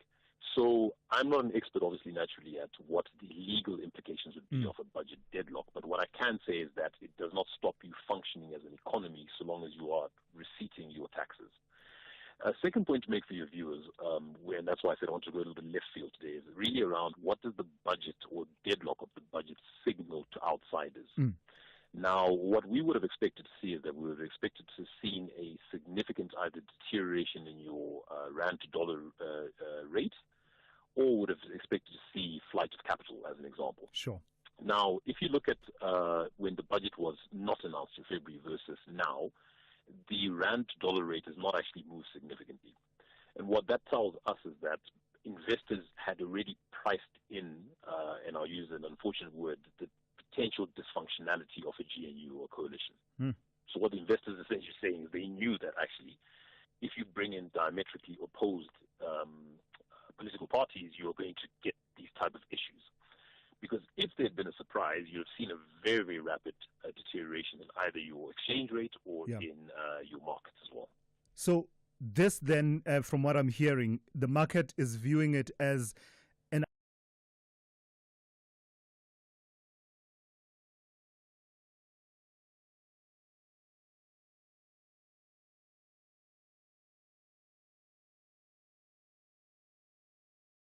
in that there was going to be this disagreement and this ideological set of struggles naturally. And I think if you were a savvy investor, you would have made that assumption, because if you look at the parties that are involved, they are ideologically different. So obviously there was going to be some sort of contestation around the actual budget itself. But the second more important thing is, and I think your previous speaker and I didn't get their name, spoke about, sorry, Mr. Mark, I think it's Matthew Parks, yeah. Matthew Parks, said, is that this upheaval is also not unusual. I mean, if you look at the US, for example, they even get to budget gridlocks, where basically they literally get to a point where they almost cannot even pay salaries because they are fighting between Congress and Senate around budgets as well. So I think the point is more around that technicality to say, as a listener on your show or as a citizen, is this something to completely panic about? I would say no. Is it something that has been priced in by the investors? I think yes. Then the real question then becomes, within the budgets that have been announced, or the draft budget that has been announced, what are the opportunities for us as citizens, business people, to participate in? So what about those factors that investors and analysts always look out for that speak to the economic policy trajectory of the country? Are they not part of this conversation of uncertainty that we have at the moment? The industrial policy and what the economy, what the budget speech is doing to try and stimulate specific sectors of the economy, that is not affected by this uncertainty that seems to hinge around revenue collection. Is it? So what I'll say, and I'm sure you can pick up from my voice, I'm in quite an optimistic mode today, is that if anything, when I look at the summarized, if you look at the summary of the budget, if anything, I would, as an investor, be quite excited about some of the opportunities that it is. So let's talk about infrastructure investment. So there's an allocation of $1 trillion for public infrastructure spending, which creates significant opportunities, particularly within transport, logistics, energy, and water sanitation. Sure. Then the second one I'd look at is around PPPs. So public-private partnerships are actually going to be quite... That was a big feature, yes. It's a big feature. Now, we are working with clients right now that we're advising on public-private partnerships. We're looking at either the transaction advisory elements to actually help them shape the PPPs, either from feasibility study right through to kind of funding instruments, or the actual fundraising itself. Yeah. Now, if I was an investor, I would be excited, because essentially a PPP, for all intents and purposes, is a pseudo not privatization mechanism, but it's a way of crowding in capital from the private sector, which is a huge opportunity. Now, if we look at any country in the world, your biggest spender is government. So this becomes the biggest opportunity for your CIBs, for your banks, for private equity participants, for transaction advisors. So if anything, these delays are delaying quite a few exciting opportunities that are going to allow investors and the private sector to more meaningfully participate with government. All right, let's leave it there for this morning. Thank you for your insights. That's Zingira Matenga, who is Managing Director at Ntiyiso Consulting Group. The boxing ring will be dominated by strong and heavy punchers. Who will be named the King of Gauteng? Between Manuel Sekele and Simon Mueti. In the flyweight division, Tiamo Zwane of Northwest battles it out with KZN's Bonelo Maseko. Also in the flyweight division, there is more exciting bouts this Friday evening. This is the National Boxing Championship. Witness the powerful exchange of punches this Friday, 28 March at 6:30 p.m. live on SABC Sport on DTT Channel 4. Also available at your fingertips on SABC Plus. Proudly brought to you by SABC Sport.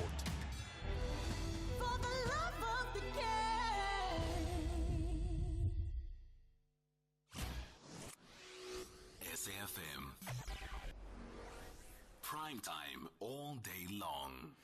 All right, let's talk about this situation around the Bafana Bafana and the prospect and the spectre of them possibly being docked some 3 points following that fielding of a player who had accumulated the more than two actually yellow cards and therefore was deemed to have been ineligible. Nkululeko Nkewu joins me now to take that conversation forward. Nkululeko, I've just been wondering How was this even possible? Many people are saying that in a team such as the Bafana Bafana setup, and they've been performing very well, the players and the coaching staff on the field of play, but administratively, isn't there someone whose job it is to be looking at these rules and engaging against the team itself, the levels of compliance with the rules?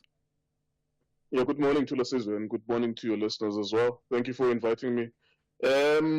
Yeah, someone is supposed to do their job. The team manager usually is supposed to be aware of who is suspended and who's not, with the players and the officials and the coaches. And it's not the first time as well that we are suffering this fate of people not doing their jobs. In 2012, we celebrated the prospect of us going to the African Cup of Nations. We did not understand the rules then. In mitigating for them, this has been a rather long qualification process. So this qualifier for the World Cup started in 2023. We are now in 2025, and we've only played 6 matches.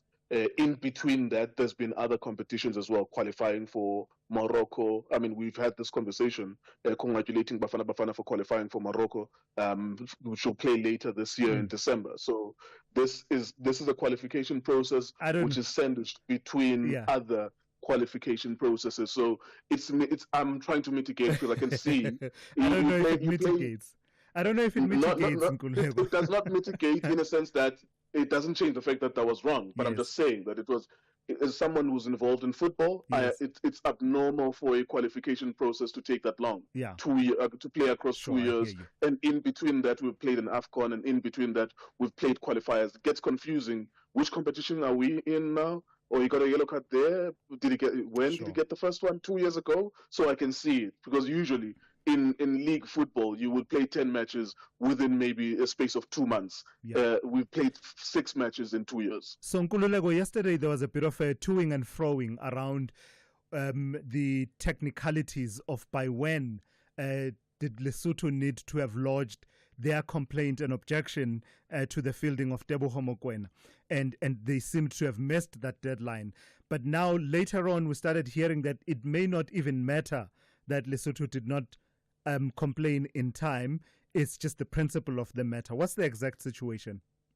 Yeah, I can completely understand this, because you could protest. For example, if Lesotho knew it in time, and when by the time, an hour or two before the game, by the time that they see the team sheet, they are aware that there's a player who's playing, they could be playing that game under protest. That means in a timely manner, they let the referees and officials know that there's a player who's supposed to be suspended who's playing.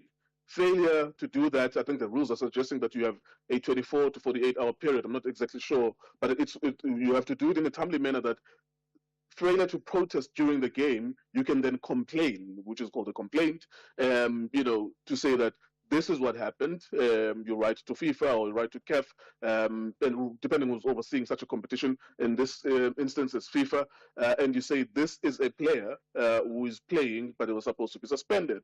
Now, even if you don't do that in a timely manner, if you alert FIFA to the fact that there was a player who played was suspended, that doesn't change that fact that that player was supposed to be suspended. And I don't think that we get away with it just because they did not inform people in time. It will be interesting, of course, in a protest or a complaint that is done in a timeliest manner, we would know that, okay, the 3 points will definitely be docked because there is no dispute about the facts. What will be interesting would be to find out what happens now that they fail to protest during the game. They fail to complain within a timeliness fashion. But we do know as South Africans that Teboho Mokoena was suspended. Even us, we didn't even know that he was suspended. We knew after the fact that he's supposed to be suspended. Right. As I explained, that there's been so many of these matches, and this competition has been played across 2 years. But it's a fact we cannot dispute. Where whatever happens from FIFA's side, the facts are that we played a player who was supposed to be suspended. So what would that's an ineligible player in for that particular game. And usually when that happens, we've seen it. Even Mamelodi Sundowns, when they won the 2016 African CAF Champions League, yes, they were reinstalled in a competition because AS Vita Club played an ineligible player. That means you lose that game, even though Sundowns had lost on away goals. Very quickly, then, really Nkululeko. If we end up with Bafana being docked points, what does that do to Group C? If I'm not mistaken, I think they top the group with 13 points, right? But they have Rwanda, Benin, and Nigeria chasing them quite hard. What would that do to the standings and the competitiveness of the group? Yeah. It makes the group a little bit more competitive because we were certain that we just need maybe 2 more wins to secure this, definitely, which means even if we could lose maybe to a Nigeria or a Rwanda, we're certain. But now it makes it a little bit more difficult. Assuming that we get those points Rwanda, not this year. Yeah, of course, we already lost to them away from home. They played us in a very it was water-filled stadium. Hopefully, we beat Lesotho as we should. We beat Rwanda. It makes the matches between Zimbabwe and Nigeria very important. They were always going to be important, but if we were playing with a 5-point buffer, we could accept drawing in those matches. Now, we cannot afford to lose those matches, assuming that we lose those 3 points. All right, let's leave it there. Thank you for your time this morning. That's Nkululeko Nkewu, who is co-founder of Itiski Media. Let's check in now with Kulufelo Tefu with the latest news headlines. Thanks to Thulasizwe. In the headlines this hour, the MEC for Economic Development, Tourism and Environmental Affairs in KZN, Reverend Musa Zondi, says a regulatory technicality should not stand in the way of saving Itala from collapse. President Cyril Ramaphosa is set to address the National Water and Sanitation Indaba in Midrand, Gauteng. The gathering is expected to highlight government's commitment to tackling South Africa's water security challenges. And further afield, the UN mission in South Sudan has warned that the arrest of First Vice President Riek Machar has brought the country to the brink of another civil war. Details at 8.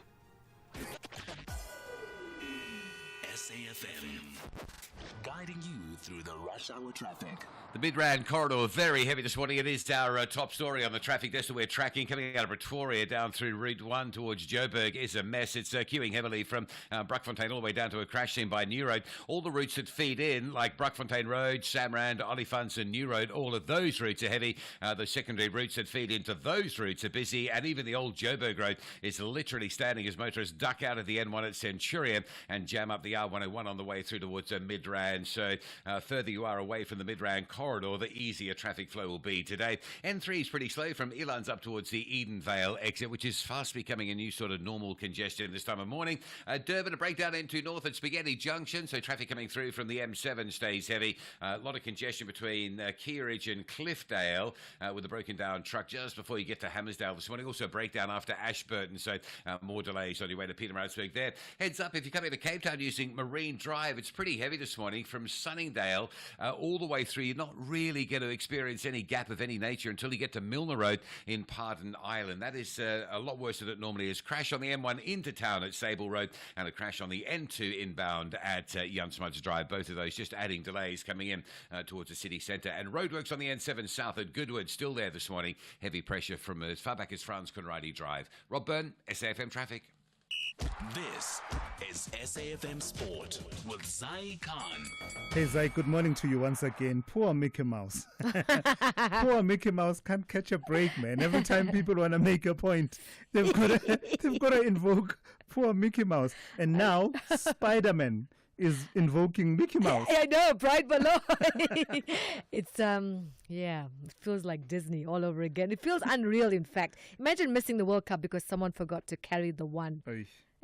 Let's find out now what former Bafana goalkeeper Brian Beloy had to say. He took a fiery swipe at Safa, calling for accountability after Teboho Mokoena played against Lesotho. Despite a suspension, Mokoena had picked up 2 yellow cards and should have missed the match. If found guilty, Bafana could lose the 3 points they've earned. And ask yourself a question, would this happen in rugby? Would this happen in cricket?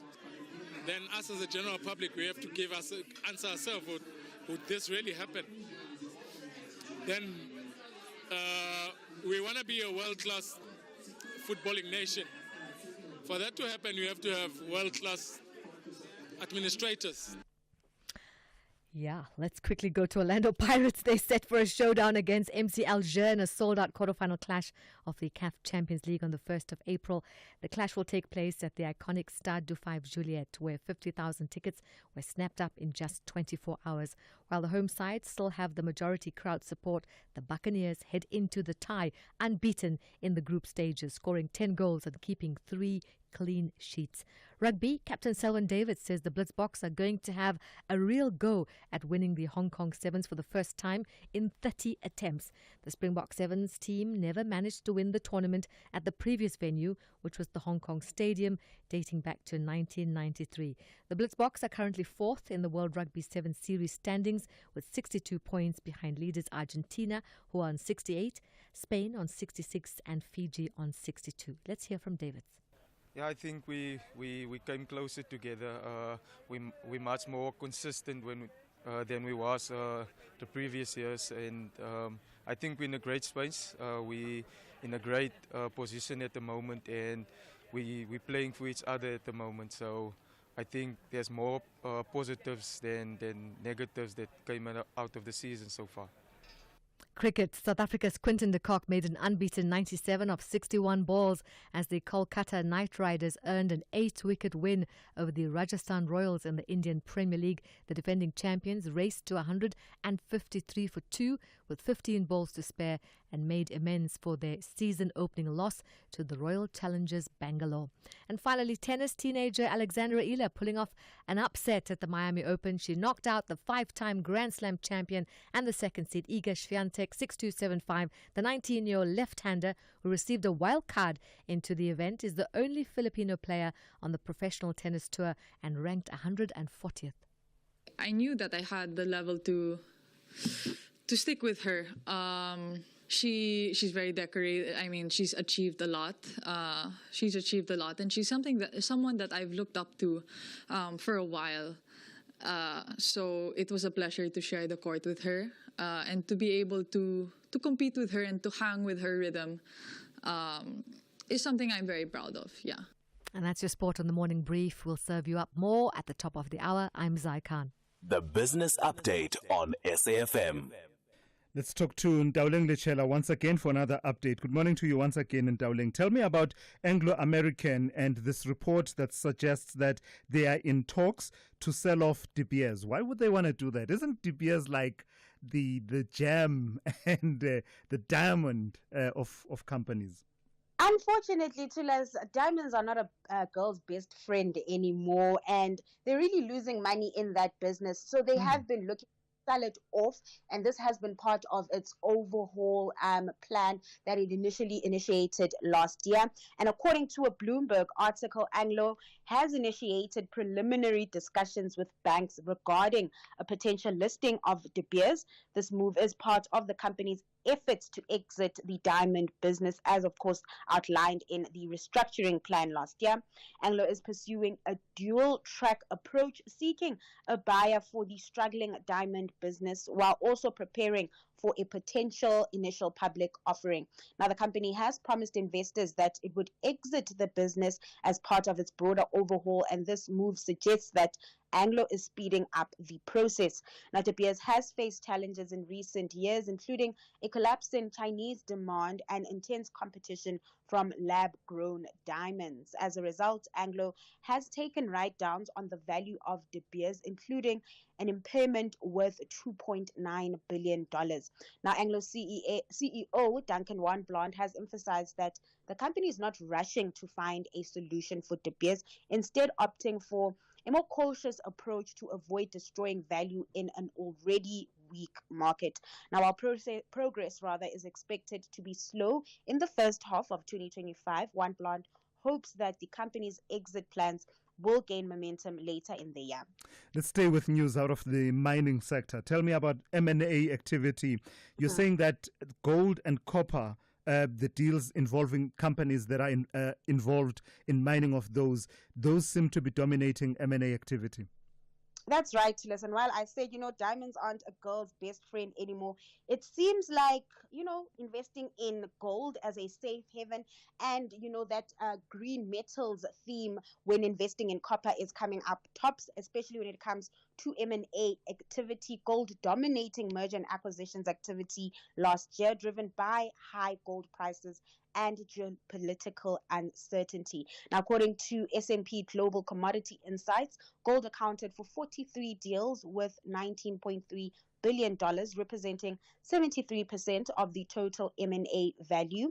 The total deal value for 2024 reached $26.5 billion across 62 transactions, a 1% increase when looking at it from a year-on-year basis.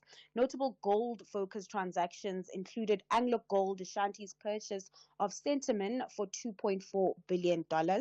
Australia and Canada were key hubs for gold deals, with Australia attracting junior and intermediate buyers, and Canada drawing interest from major players. This trend seems to be ongoing. Earlier this week, we spoke about Goldfields and Gold Road in a bidding war over a gold mine in Australia. Now, while the yellow metal dominates, base metals experienced mixed results. We did see some green shoots in copper, where transactions totaled $5.7 billion, but acquired reserves and resources fell on a year-on-year basis. Zinc re-entered the M&A activity space with two deals with $1.5 billion, while nickel saw minimal activity due to low prices and lack of investor interest. Now, looking ahead, geopolitical uncertainty and rising metal prices are expected to sustain strong M&A activity this year, especially in the gold sector. Sure, that's a fascinating insight there, Dowling. So lastly, give us a roundup of market activity from here at home and elsewhere in the world. So starting in Asia, markets mixed as investors digest President Trump's trade announcement targeting the auto sector. Some relief in China, though, as Trump said he may reduce levies on the world's second largest economy. With that, we are seeing the Shanghai index in the green, up close to 0.33%.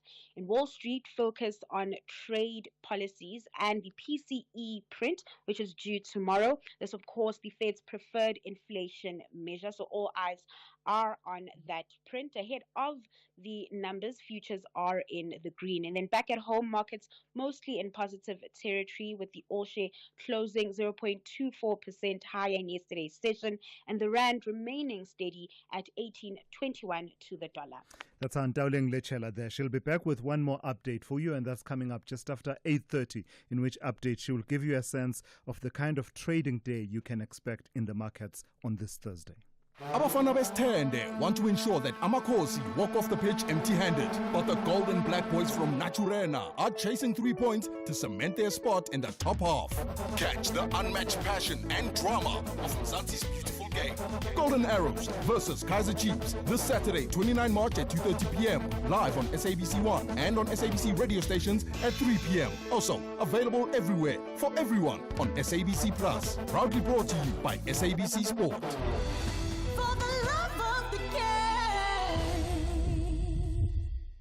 Africa Update on SAFM. For that, let's say good morning to Lerato Tsebe, independent African researcher standing in for Sipho Mantula this morning. Lerato, let's start in the DRC. The diplomacy between the DRC and South Africa continues. You're telling us this morning that Ronald Lamula, our international relations minister, will be receiving his counterpart from the DRC. Yes, good morning to your listeners. Indeed, Foreign Minister Teresa Wagner from the DRC will be meeting Minister Ronald Lamula today at Durban in Pretoria.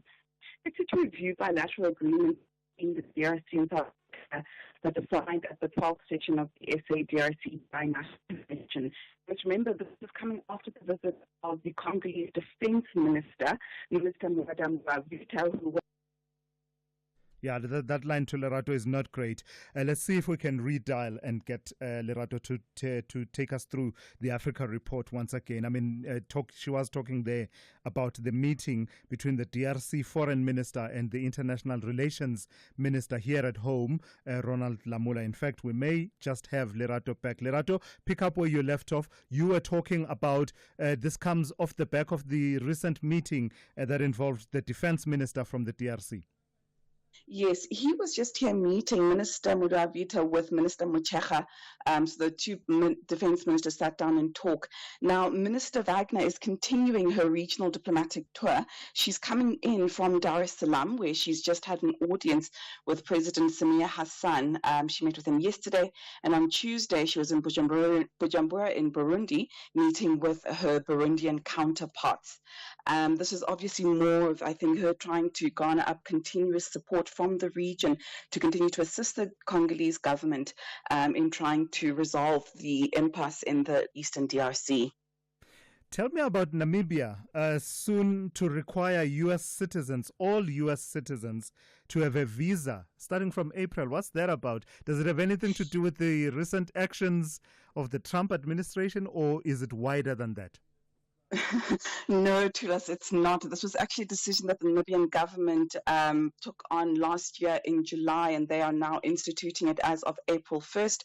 The U.S. State Department issued a statement on X yesterday notifying all U.S. citizens that as of April 1st, they will all be required to have a visa if they're intending to visit Namibia. Now, this is part of a broader imposition of visa requirements for foreign tourists.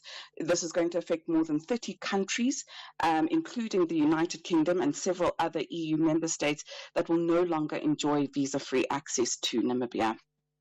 And then lastly, Lerato, tell me about German authorities targeting, you're saying, 17 suspects. This has to do with the situation in Eritrea? There's not often that I'm going to give you a story from Germany about Africa, but Thulas, this is a rather interesting story. So context is there's about an estimated 80,000 exiled Eritreans that are living in Germany and far many more across Europe, specifically with high density populations in Sweden. German authorities swept 17 suspects across 6 provinces within the country. They're accused of being a part of a German branch of a brigade called Nehamedu. This is part of what they're referring to as a broader international network of exiled Eritreans that are accused of trying to overthrow the government in Eritrea. They have not yet been arrested. They have seemingly been brought in for questioning, but this follows more of a trend that's been going on in Europe. There have been other arrests that have been made recently in the Netherlands and in Sweden, where the provocations of these exiled communities has seemingly drawn the ear of the government in Asmara, who has seemingly had a strongly worded conversation with their counterparts in Europe about the activities of their exiled communities there. Yeah. Sure, intriguing developments. Thank you for that. That's Lerato Tsebe, an independent African researcher standing in for Sipho Mantula and giving you your Africa update for this morning. Call Thulasizwe now, 086 000 2032. At 13 minutes to 8, let's take one or two of your calls. Let me start with Arthur Opongolo. Good morning to you, Arthur. You want to talk to me about Bafana Bafana? Yeah, good morning to Thulasizwe and SAF families. First of all, I just want to say thank God Tebogo is not playing for Chief, because Victor Flongwana would have just said anything that is different from what is happening by the law. Yeah. But truth is, SAFA has been doing things like this for so long. And then the recipe for it was when each official went officiating games for South African PSR games. We have been doing nothing, but the bigger problem was happening there. This ignorant and deliberately failure to pick up that there is a player that was not supposed to play is a clear cut that we don't have SAFA. It means if Minister of Sports do have any power to do something, I think the SAFA house is in Benin. Yeah, but and I'm happy. But remember, Arthur, FIFA doesn't like that kind of thing. So Minister of Sport getting involved in football administration would be a big red flag for FIFA. Yes, that is why I'm saying if it was having a power. But now I'm glad that the mistake like this happened, so that we will see that the SAFA is burning.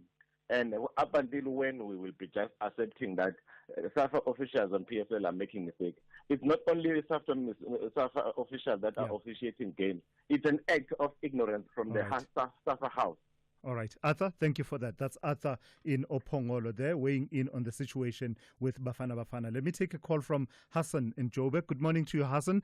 You want to respond to what Matthew Parks had to say about the budget? Yeah, I hear he was talking about injury time and stuff like that. And I want to say that I think the CETAs are a bit offside as well. You know, I've tried to reach out to them in my work with mining-affected communities, specializing around mine waste and tailings. There are a number of activists working in mining-affected communities, working basically for nothing, just for the love of fresh air, which they are denied. And we wanted to see whether CETAs could actually come in to provide some kind of payment or stipend to make sure that these activists can continue to do the voluntary work that they do, but at least, you know, being assigned a program. And so I think Matthew's onto something there, because there's a lot of money there. And the detractors of CETAs basically want it to be closed, but there is something there. I really want some of the people that I have reached out to, haven't responded, and others must actually come back and say, well, there's an opportunity here to target the most poorest of the people. So your approach is not to close the CETAs, but to, I don't know, divert some of that funding and use it more smartly to have greater impact? Well, not in divert. Actually, I'm trying to amplify their mandate, really, to make sure that they help the most vulnerable, you know. Yeah. You know, just as regards the football, just for your information, you know, FIFA called itself an NGO as well. So there you go. All right, thank you for that. That's Hassan in Joburg. They're talking about FIFA being a non-governmental organization. Let's speak to Sammy in Cape Town. Good morning to you, Sammy. You want to talk about the visit by the DRC foreign minister to South Africa? Good morning, Tulas. Good morning to SFM listeners. Yes, Tulas, this is a challenge that I want to bring to SAFM radio. I know your radio, your show particularly, is most followed by the Congolese community and South Africa, particularly here in Cape Town. I am one of the Congolese civil society leaders here in Cape Town. Sure. So I want to ask you to secure an exclusive interview, if not you, but Clement Manakela of First the Nation. Yes. Secure an exclusive interview with the Foreign Minister of DRC, Honorable Wagner. She speaks fluently English. Absolutely. So, there will be no need for an interpreter.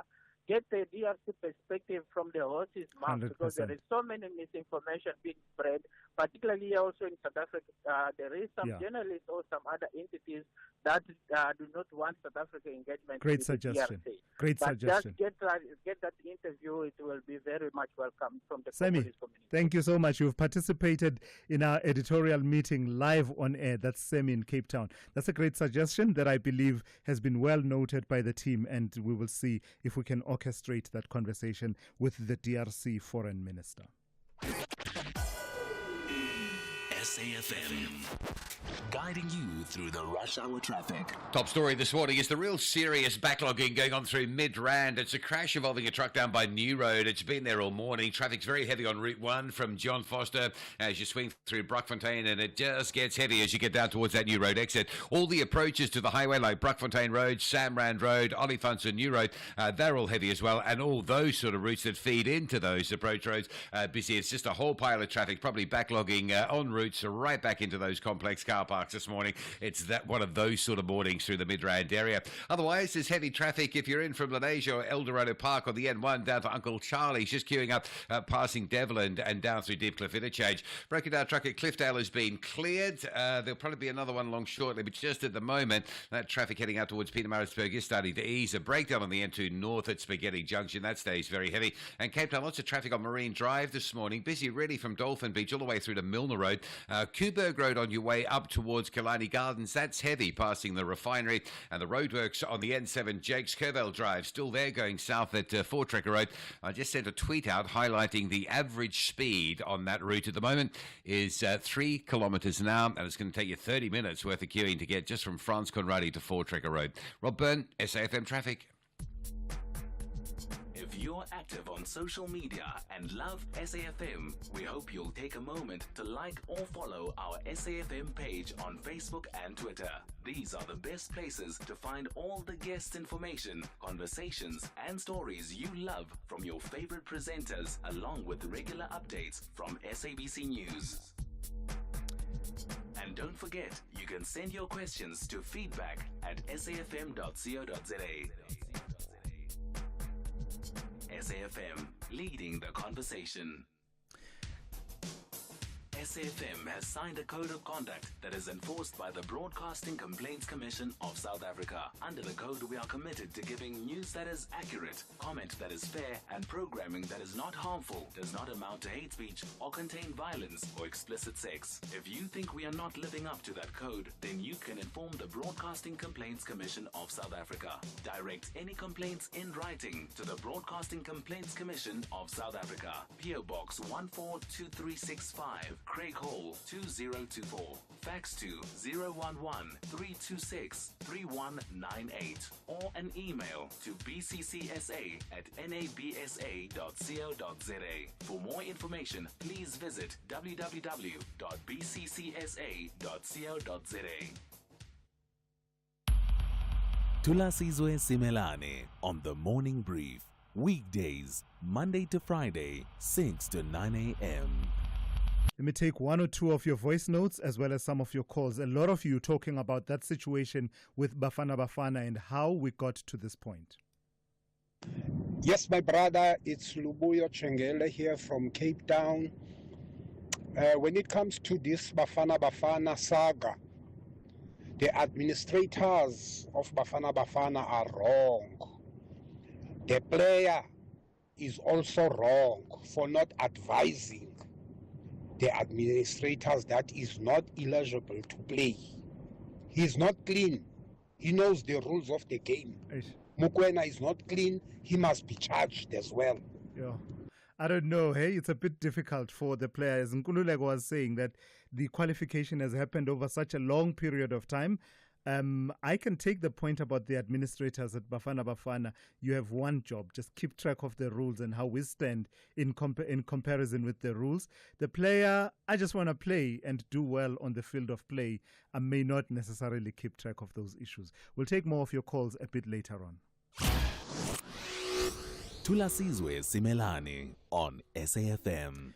The South African Social Security Agency's financial reforms appear to be delivering major results. Since 2018, the agency has consistently secured unqualified audit outcomes despite some material findings. Tightened financial controls, we are told, have slashed irregular expenditure from 1.8 billion rand in the 2018 to 2019 financial year to 1.1 million rand in 2024-2025. Let's speak now to Tsakeriwa Chauke, who is the Chief Financial Officer of the South African Social Security Agency, SASSA. Good morning and thank you for your time. So it's not always been this picture that we now paint of more sustainably managed financial situation at SASSA. How have you managed to steer the agency in this direction?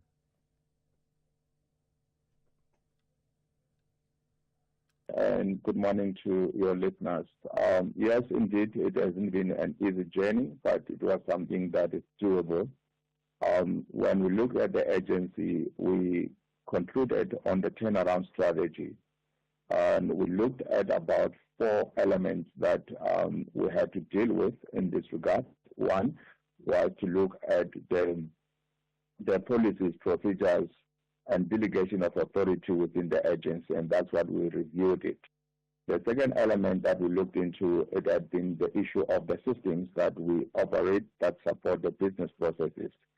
The third element that we have looked into, it was the issue of the risk assessment that we embarked upon, which is the emerging changes in legislation and procedures.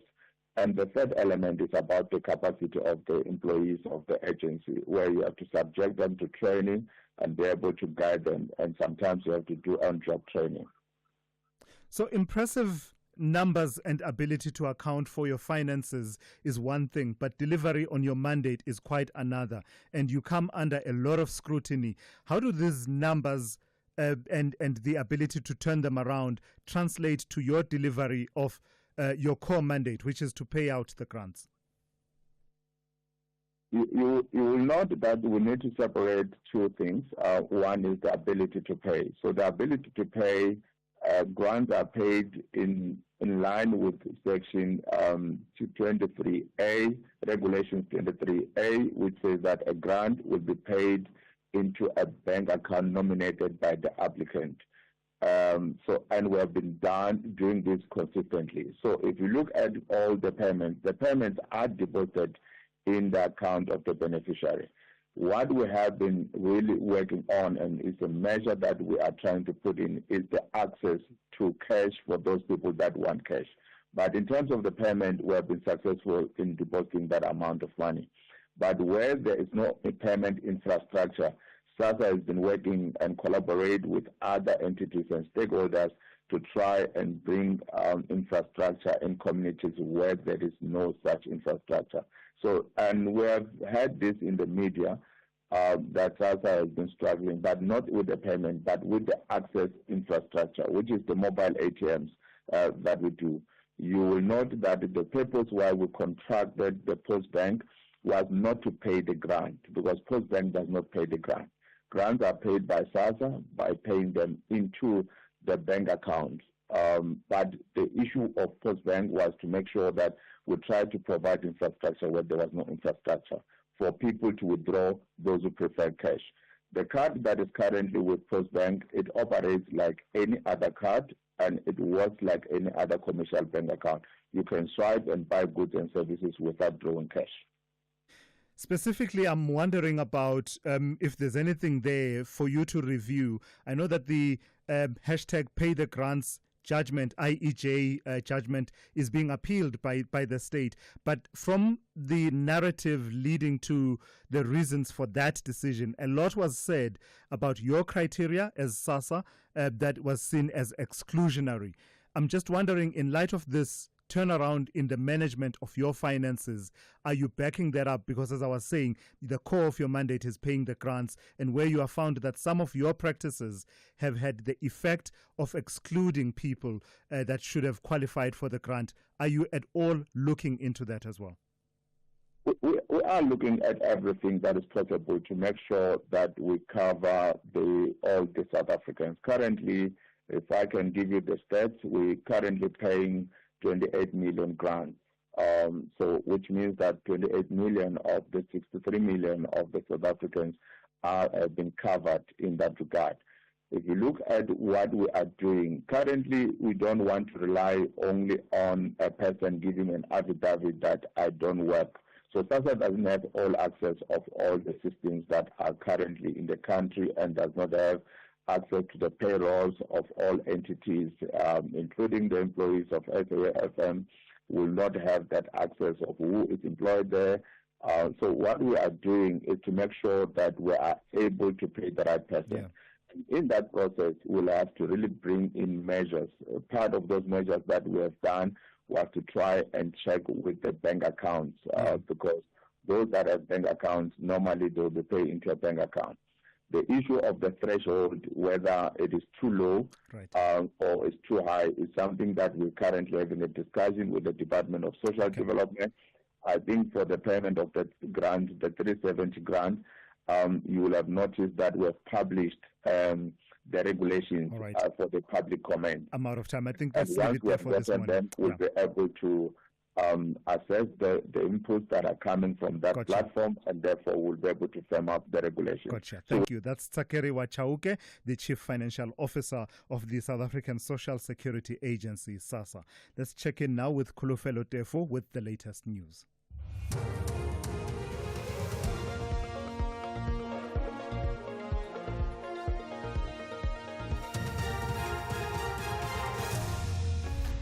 Top stories: the SAWA talks to prevent Ithala Bank from closing, and Ramaphosa to address water and sanitation in Daba.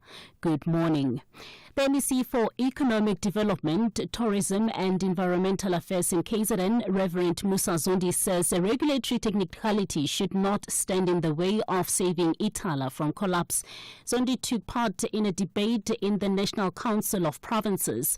Founded in 1958, the aim of Itala was to cater for those who were excluded by commercial banks. It is currently fighting the Prudential Authority's provisional liquidation court application. Itala does not have a banking license. Thousands of clients have been unable to access their funds since the beginning of this year. Zondi has called for the banking regulator to intervene. If we are truly committed to transforming the financial sector, to empowering our people, and to dismantling the geographic and racial inequalities of access to finance, then we must defend and preserve institutions like Itala. Let us not allow a regulatory technicality to undo the transformative work of decades. Several MPs also called for intervention to ensure that Itala does not close its doors, which could potentially deprive several thousands of people access to banking. Thulasizwe Simelane from the ANC and Kaya Treza from the EFF were among them. We believe that Itala, the Prudential Authority and the Financial Sector Conduct Authority should prioritize out-of-court settlement on ongoing legal disputes. We also demand immediate intervention to protect Itala Bank as a long-term solution to the challenges facing South Africa's financial sector lies in establishment of state-owned banks. President Cyril Ramaphosa will today address the National Water and Sanitation Indaba in Midrand, Gauteng. The gathering is expected to highlight government's commitment to tackling South Africa's water security challenges. Sibahle Mota has the story. The presidency says the Water and Sanitation Indaba will assess the progress made on implementing last year's Water Summit resolutions and mobilize various sectors and expertise to agree on a national water and sanitation plan. The Indaba comes at a time where various parts of the country face water challenges as a result of aging infrastructure, syndicates, and the vandalism of essential public infrastructure and corruption. I am Sibahle Mota in Johannesburg. The EFF in the Northern Cape has vowed to push their provincial and national governments to reconsider their position on the existence of Orania and their support for its self-determination stance. This is despite Article 235 of the Constitution of South Africa, which guarantees the right of self-determination for cultural groups. The EFF says it will fire the first salvo by staging a march to the office of Premier Zamani Sol next month. The EFF's provincial chairperson, Shadrack Tlhaule. Orania we might take it for granted, only to realize later that they will be the one that will destroy the unity of this country. And for that matter, we need to engage them to stop their nonsense that the reason they have Orania is for them to practice their culture and so forth. And as the EFF, we are going to engage the Premier to start negotiating with those racist people. And finally, further afield, the UN mission in South Sudan has warned that the arrest of First Vice President Riek Machar has brought the country to the brink of another civil war. The renewed political violence began last month. The BBC's Paddy Magea reports. The arrest of President Salva Kiir's long-term rival at his residence in Juba is a dramatic escalation. In a statement, the head of UNMISS said rising tensions between factions loyal to Mr. Machar, a former rebel leader, and the forces of Mr. Kiir were jeopardizing the 2018 peace agreement. Nearly 400,000 people died in 5 years of devastating civil war before the power-sharing deal was signed. As that deal unravels and the violence escalates, some 50,000 South Sudanese citizens have already been displaced. The top story this hour, the MEC for Economic Development, Tourism and Environmental Affairs in KZN, Reverend Musa Zondi, says a regulatory technicality should not stand in the way of saving Itala from collapse. Thousands of clients have been unable to access their funds since the beginning of this year. Headlines at 8:30 for SFM News. I'm Kolofelo Defo. SAFM. guiding you through the rush hour traffic. Still very heavy on the N1 route through Midrand this morning. Truck crash down the bottom near New Road. Big backlogs across all lanes from Brockfontein interchange. Any route that feeds into the highway or acts as an alternative locally through that Midrand corridor is badly backed up. Noticeably more traffic moving across to the R55. There's heavy delays there. Leavenwood, Bosch, Crowthorne and Kyalami as well. Crash on the... Oh, no, it's not a crash, just some delays. William Mandela coming in from Danefern. Expect some delays as you come in towards Uranium Street. And also from the south, there's some really big traffic. You're going to be asked to sit this morning on the N1 north through Dipcliffe to Uncle Charlie's. And then you're going to pick up some really heavy traffic on the Mike 1 and M2 routes, getting through Crown all the way to about Oxford Road in the Parktown area. Durban out to Pietermaritzburg. Stationary trucks at Cliffdale have cleared. There was another one just after Ashburton, which is also cleared. That backlog should start to move through shortly. Cape Town, very heavy on Marine Drive this morning. Milnerton through towards Pardon Island. R300 is sluggish, making your way up towards the M1 highway through Brackenfell, although it is starting to ease. And there's no traffic lights out at Somerset West End 2 at Onderweg, so expect some delays there. Rob Byrne, SAFM Traffic. A very good morning to you. In your SFM sports headlines, it is soccer. Mamelodi Sundowns coach Miguel Cardoso facing a real selection headache ahead of tomorrow's Nedbank Cup quarterfinal against Sekhukhune United. And the Blitz Box, they want to break the Hong Kong curse. We'll have the details around 8:30.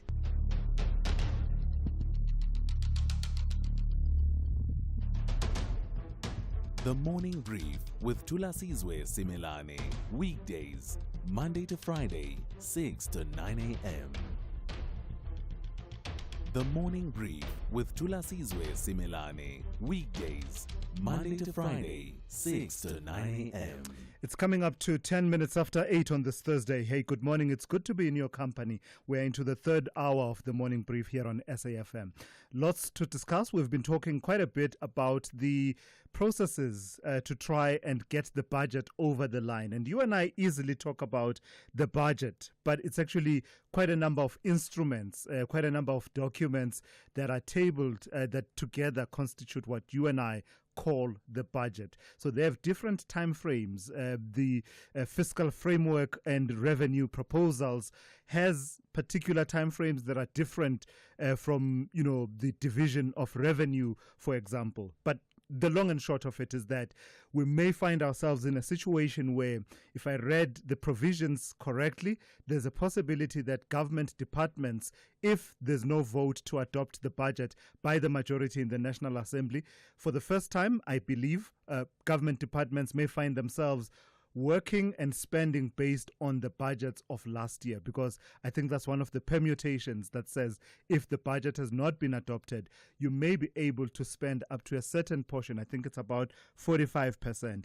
But really, from just what I'm saying, you and I can agree that it would be truly uncharted terrain. So you may want to weigh in on that. How do these parties find one another? How do we get a budget over the line that addresses the concerns of everyone? People concerned about the 1 percentage point VAT increase over 2 years, so 0.5% this year, 0.5% next year. How do they get a little bit of what they want in terms of revenue generation and also shielding South Africans from the high cost of living and just the impact of what a VAT increase would mean for ordinary South Africans? How do we get it over the line without getting into this new terrain that you and I have never seen before? Weigh in on that conversation if you want. But also, we've been talking quite a bit about Bafana Bafana and this blunder of playing Teboho Mokoena, despite him having accumulated 2 yellow cards, which meant that he was ineligible to play in the game against Lesotho. And now we face the spectre and the prospect of being docked some 3 points. Bafana Bafana have been doing exceptionally well, 19 games unbeaten, and they top Group C in terms of the qualifiers. But this would make for some interesting end to the qualifier campaign for World Cup 2026. Feel free to weigh in on that, but also feel free to weigh in on any other matters that may be exercising your mind this morning. The number to dial for that is 086 000 2032. I'll take your WhatsApp voice notes. Please send them to 061 410 4107. This is SAFM. We are leading the conversations that move us. The third hour of the Thursday edition of the Morning Brief starts now. Call Thulasizwe now. 086 000 2032. Let me start with a call from John in the Free State. Good morning to you, John. You want to talk to me about the Agriculture Department. You're saying that they need to assist communities. In what way? All the province for a 9 province for a metro municipality, say my father, please, I pray. I pray for all the animals running out of the village must give the people have experience for animals. A farmer along like 20 kilometers.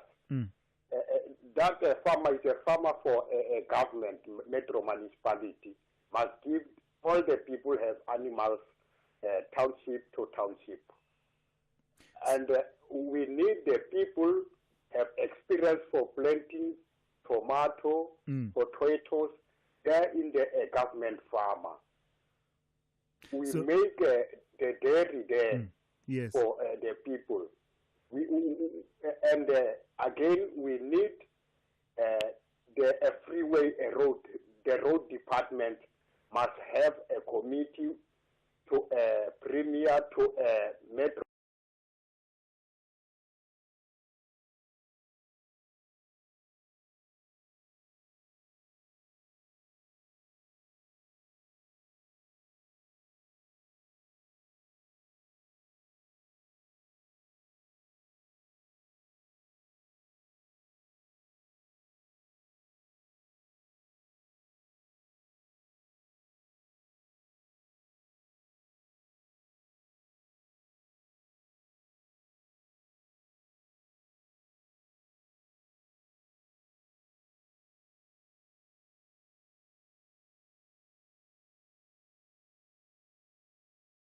The people have experience for anything. Must go work to the metro municipality. I pray, please. All right. Thank you, John. That's John in the Free State there, making suggestions about potential employment programs, if I understand him correctly, that can be brought in with the assistance of the state so that those people who have the kinds of experience that he was listing there can find employment and be able to contribute to development. Let me take a call from Mfundo. Good morning to you, Mfundo, in Cape Town. You want to talk to me about this situation with Bafana Bafana? Yes, good morning to us and SAFM listeners. I was touched by one caller who said that Tebo Mukwena must also be accountable to this. I heard that. People need to know that we are not running a Sunday league here. This SAFA is a professional organization which have employed people to take care of each and every aspect of the game. Secondly, what you need from the players when they walk to the field, they must just focus on playing football. Yeah. There is someone who is employed by SAFA to take care. There was a caller that made a valid sense that what is transpiring on SAFA is what is happening on the referees week in and week out in our league. Sure. Because the referees are being managed by SAFA, and now you see this incompetency, which is dragging our football into the mud. Yeah, we should be demanding more from SAFA despite the really good performances of Bafana. Exactly. All right, thank you for that. That's Mfundo in Cape Town. In fact, let me take a voice note that has to do with that situation around Bafana Bafana.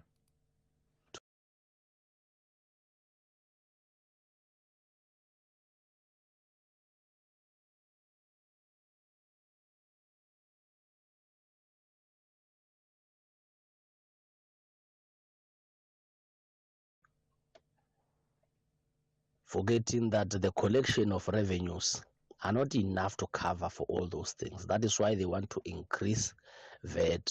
They must budget on what they have currently to avoid the public outcry. Thank you very much. Sure, I hear you. And they will counter and say that's exactly what they've been trying to do, to budget based on the revenues coming in and trying to not borrow and trying to not increase taxes, and look where that has landed us up. But I hear the point that you are making, that, what do they call it? Cut your cloth according to your size, if I understand you correctly. Let me take a call from Mr. Naidu in Durban. Good morning to you, Mr. Naidu. I have a feeling that this is going to be quite contentious. us. Tell me what you want to say about Orania this morning. Not too much, Tulas, not too much. Yeah. Morning. Tulas, this issue of Orania all the time, it's quite annoying because, these people, they build something from nothing. They build something from nothing, absolutely nothing. And, the farmers as well, they build something from nothing, but they don't only farm the land, they also maintain the land, keeping it from being destroyed. Now EFF wants to interfere with these people. These people, EFF can't even build a rock. So why are you going? Go and build a school, go build a police station, go build a hospital, do something else. Now, it's quite annoying, man. Sure, I hear you, Mr. Naidu, but let me challenge you a bit. When you say that the people in Orania and the farmers built something from nothing, are you saying that there was no investment in support for people who were beneficiaries of past dispossession policies that took place in this country? Or what do you mean that they built something from nothing? What I'm saying is, if you take the metros, the towns, the suburbs, they use what they had, whatever it may be, wherever, you know what I'm saying? They created something. That's the bottom line. All right. And then, instead of destroying it, they created something. And then let me ask you then about the situation in Orania. When you take a look at it, and some of what is said about, I've never been to Orania, to be quite honest, and I've never really researched it as thoroughly as I should, perhaps. But when you look at it and you juxtapose it against the values and principles of our constitution, does it sit comfortably for you? Well, Tulas, you'll have to look at towns like Sochas, Mamelodi. Develop what you got. Go to the Eastern Cape. Eastern Cape starts from Kokstad right up into East London. There are no cities. Develop what you got. You got the treasury. You got everything to do what you have to do. But you're not doing anything. All right. Mr. Naidu in Durban. That's Mr. Naidu there weighing in on Orania and quite a number of other issues. Let me take a call from Luba in Cape Town. Luba, good morning. You want to talk to me about the influx of foreign nationals in South Africa. What about that? Hey, Tulas, you know what? I just want to highlight this plight that we have in this country of ours, and we're facing this in the near future. I think that we're going to have big problems. I'll give you a small example. My aunt bought a house back in 2003 in an area called Summergrins. We as a family were so excited that finally someone in our family has managed to leave the township. But unfortunately today, Tulas, that area in Summergrins, which was a dream location, it has been turned upside down by Zimbabweans and Malawians. They have flooded that place because of it's very nearby a big mall called Canal Walk. So that place now, the owners of that place have literally left that place because of the influx of these people. Now we have a problem with undocumented foreigners in this country, Tulas, and it's becoming a problem. Now some of them are even asking for Cape independence. Got someone from Britain, someone from wherever asking to divide this country. So I think this thing with foreigners, we need to nip it in the bud. We need to get a good border. We need to document these people, and then some of them must go back home. We can't accommodate so many people to us. Luba, some of the damage that you described to the land, would it be any different? Would it be any less harmful if it was perpetrated by South Africans versus it being perpetrated by foreign nationals? Yes, I believe so, because someone who comes from a township and they move to the suburbs, they've got a different feeling about it, man. They've got a feeling of pride. I know many people who've left the township. They make sure that wherever they go to, they make sure they keep the standard or even improve it, but not to deteriorate it in such a way that you can't even recognize the place anymore. Gotcha. And some of them came here in South Africa since the 2010 World Cup. They've never left. All right. I mean, we can't accommodate all of these people. All right. Luba, thank you for that. That's Luba in Cape Town. They're weighing in on issues to do with migration, particularly undocumented and illegal migration. We'll take more of your calls a bit later on the show. The price of milk may be going up, but with Outsurance, you could be saving on your car insurance premiums. Like Irfan, who saves 411 Rand a month on his 2012 Ford Figo 1.4. For a while, I've been looking for ways to save money, and within 10 minutes, I was signed up with him. I'm saving 411 Rand a month. Outsurance helping me save money. Switch and save today. SMS out to 30754. That's out to 30754. With Outsurance, when you look at it, it sounds too good to be true, but it's good. It's true. Have you heard about the legendary Out bonus? After 3 consecutive years of not claiming, you'll get 10% of your paid premiums back in cash. Isn't it time you got something out of your insurance? SMS out to 30754. That's out to 30754. With Outsurance, you always get something out. A licensed insurer and FSP. T's and C's online. SAFM values your views. Be an active citizen. 23 minutes after 8. Let's turn our attention to this story now. The Health Minister, Dr. Aaron Motsoaledi, will withdraw the recently gazetted regulations banning the sale, importation and manufacture of food products containing cannabis and hemp. This decision follows a meeting with President Cyril Ramaphosa. The presidency says Ramaphosa is calling for broader stakeholder consultation and public input on the proposed regulations aimed at reducing health risks and protecting minors from potential harm. Let's speak now to Gareth Prince, who is a lawyer and Rastafarian and a long-time activist on these matters. Good morning to you, Raz, and thank you for your time. So this regulations that came out banning the importation, manufacture and sale of food products containing cannabis and hemp. What was your understanding of what it sought to achieve in the context in which there's been much talk about stimulating the cannabis economy? Good morning, Thulasizwe, and a very good morning to all of your listeners.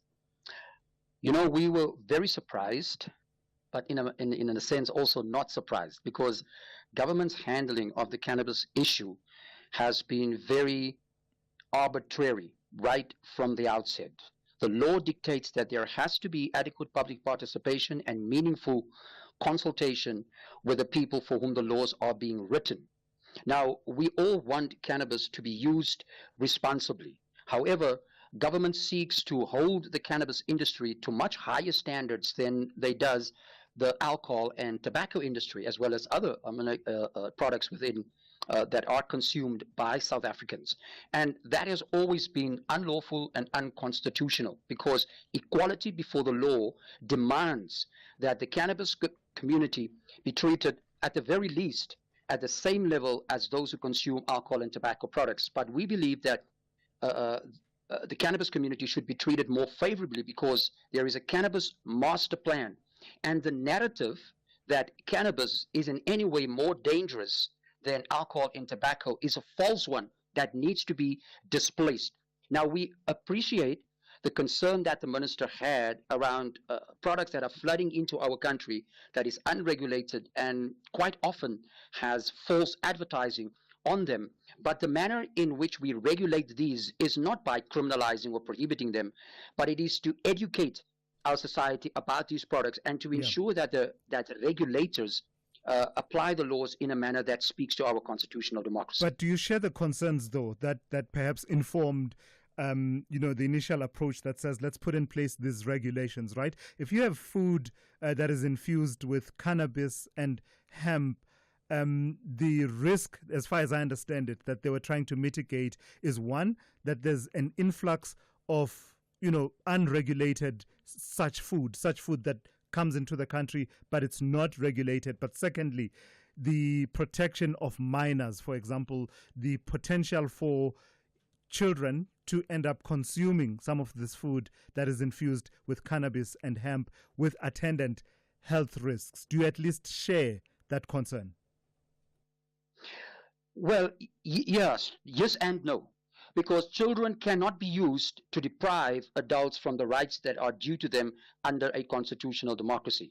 And the truth of the matter is that our kids are exposed to tobacco and alcohol on a daily basis. But you find that society does not employ the same measures that they now intend to do with us within the cannabis industry against those particular products. So we are being held to a different standard. We all are concerned, Thulasizwe, about the health of our kids and about the health of the members within our society. But that cannot be used to deprive us of our rights. And what the minister did in this regard was to seek to regulate hemp products. It is totally illegal to, at the present moment, to have products containing cannabis, because any sale of any cannabis products is totally illegal. And we feel that the naked preference that has been given to hemp products and to medical cannabis products is unfair, unlawful, and unconstitutional, because the Constitutional Court made an order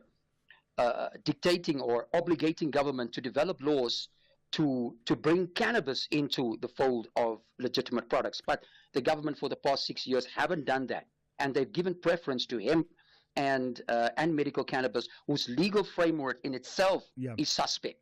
So we do not agree, with this preference that are being given to hemp products, and because it excludes the majority of our people for whom the Constitutional Court made the order. You're not saying, Gareth Prince, are you, that until we've reined in and brought under control, regulatory control and enforcement control, the issue of children being exposed to alcohol and cigarettes, we simply cannot take any action to the risks of them being exposed to cannabis and hemp-infused foodstuffs?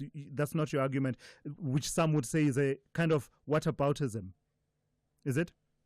No, not at all. Not at all. But we are saying that the manner in which our society in the past have sought to regulate these dangers around substances is an apartheid style of regulation. In a constitutional democracy, we regulate products quite differently, because in a democracy, people have the right to make stupid decisions. They have the right to choose to smoke tobacco, although they know it can kill them. They have the right to consume alcohol, although they know it can give them cirrhosis and all kind of other diseases, and it's the main culprit in gender-based violence and all of those things. But still, it is sold in every corner and kasi in South Africa. So what we are saying is that in relation to regulation, we must accept that people are going to choose to use these products, and you don't regulate it by threatening them with imprisonment. We need to regulate in a manner that respects constitutional democracy. Lastly then, Gareth, these are going to be withdrawn for proper consultation to take place. What should the process then, given some of the concerns that you share with the government, etc., and some of the considerations you and I have discussed over the last few minutes, what should the new process going forward look like? The government should respect the regulatory framework that they have put in place and the legal framework for public participation and meaningful public consultation. And the cannabis community needs to be consulted right from the outset about the form that the new regulations are being taken, because these laws are being written for us. And you cannot make laws for us without us. And government seems to have the public participation process wrong. They think that it is their duty to simply devise the law and then to come and tell us what they have done. But that is not the process that the law prescribes. We need to be involved right from the conceptualization of these regulations. Gotcha. Thank you for your time this morning. That's Gareth Prince, lawyer and Rastafarian. Let's get an update now from Kulufelo Tefo with the latest news headlines. Thanks to Thulasizwe. In the headlines this hour, Water and Sanitation Minister Phemi Majudina says the water challenges faced by several municipalities across the country is as a result of infrastructure damages. The MEC for Economic Development, Tourism and Environmental Affairs in KZN, Reverend Musa Zondi, says a regulatory technicality should not stand in the way of saving Itala from collapse. And further afield, many of the U.S. major trading partners have condemned President Trump's latest imposition of a 25% new tariff on foreign car imports. Details at 9.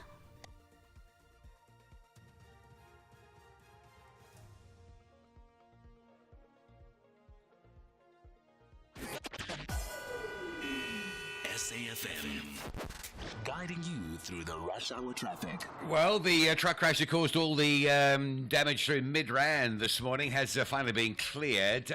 So the traffic is starting to flow, but it was significantly backed up. So coming from Brockfontein down to New Road, the highway is starting to move, but it remains busy. Old Joburg Road carrying some very heavy traffic from the N1 at Centurion down in towards Midrand, and routes like Samrand, Lever and Olifantsfontein towards the highway just busy as a result of what was going on there earlier today. Durban to Pietermaritzburg, the breakdowns at Cliffdale and at Ashburton have all been cleared out of the way. That traffic is flowing a lot better than it was earlier this morning. It was really quite heavily backed up at one point, but it's flowing nicely now. Cape Town, N1 into town, pretty slow this morning from Pluttercliff Hill all the way through to Elevated Freeway. Marine Drive is the standout from Milnerton through towards Milner Road in Pardon Island. Unusual backlog through there. And the N7 south, do try and avoid this. Southbound one lane open at 4 Trekker Road. I think it's about day 3 where you're going to be queuing through there. Average speeds at the moment about 3 kilometres now. About a 30-minute queue to work through. It'll be even heavier than that during this afternoon's peak period. Rob Byrne, SAFM Traffic. This is SAFM Sport with Zai Khan. Hey Zai, good morning to you once again. So you're telling us this morning that Miguel Cardoso sits with a selection headache, right? And this has to do with, I don't know, sometimes you are a victim of your own success. Yes. Your players do well, they get selected for the national team. When you need them, there are problems. Hey, I don't know what he's going to do. Cardoso might just have to start pulling names from a hat.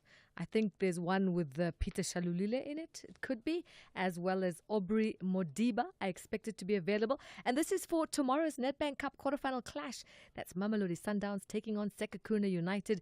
8 of Miguel Cardoso's players are on Bafana duty. They were in Ivory Coast just 3 days before the clash, so their fitness remains uncertain.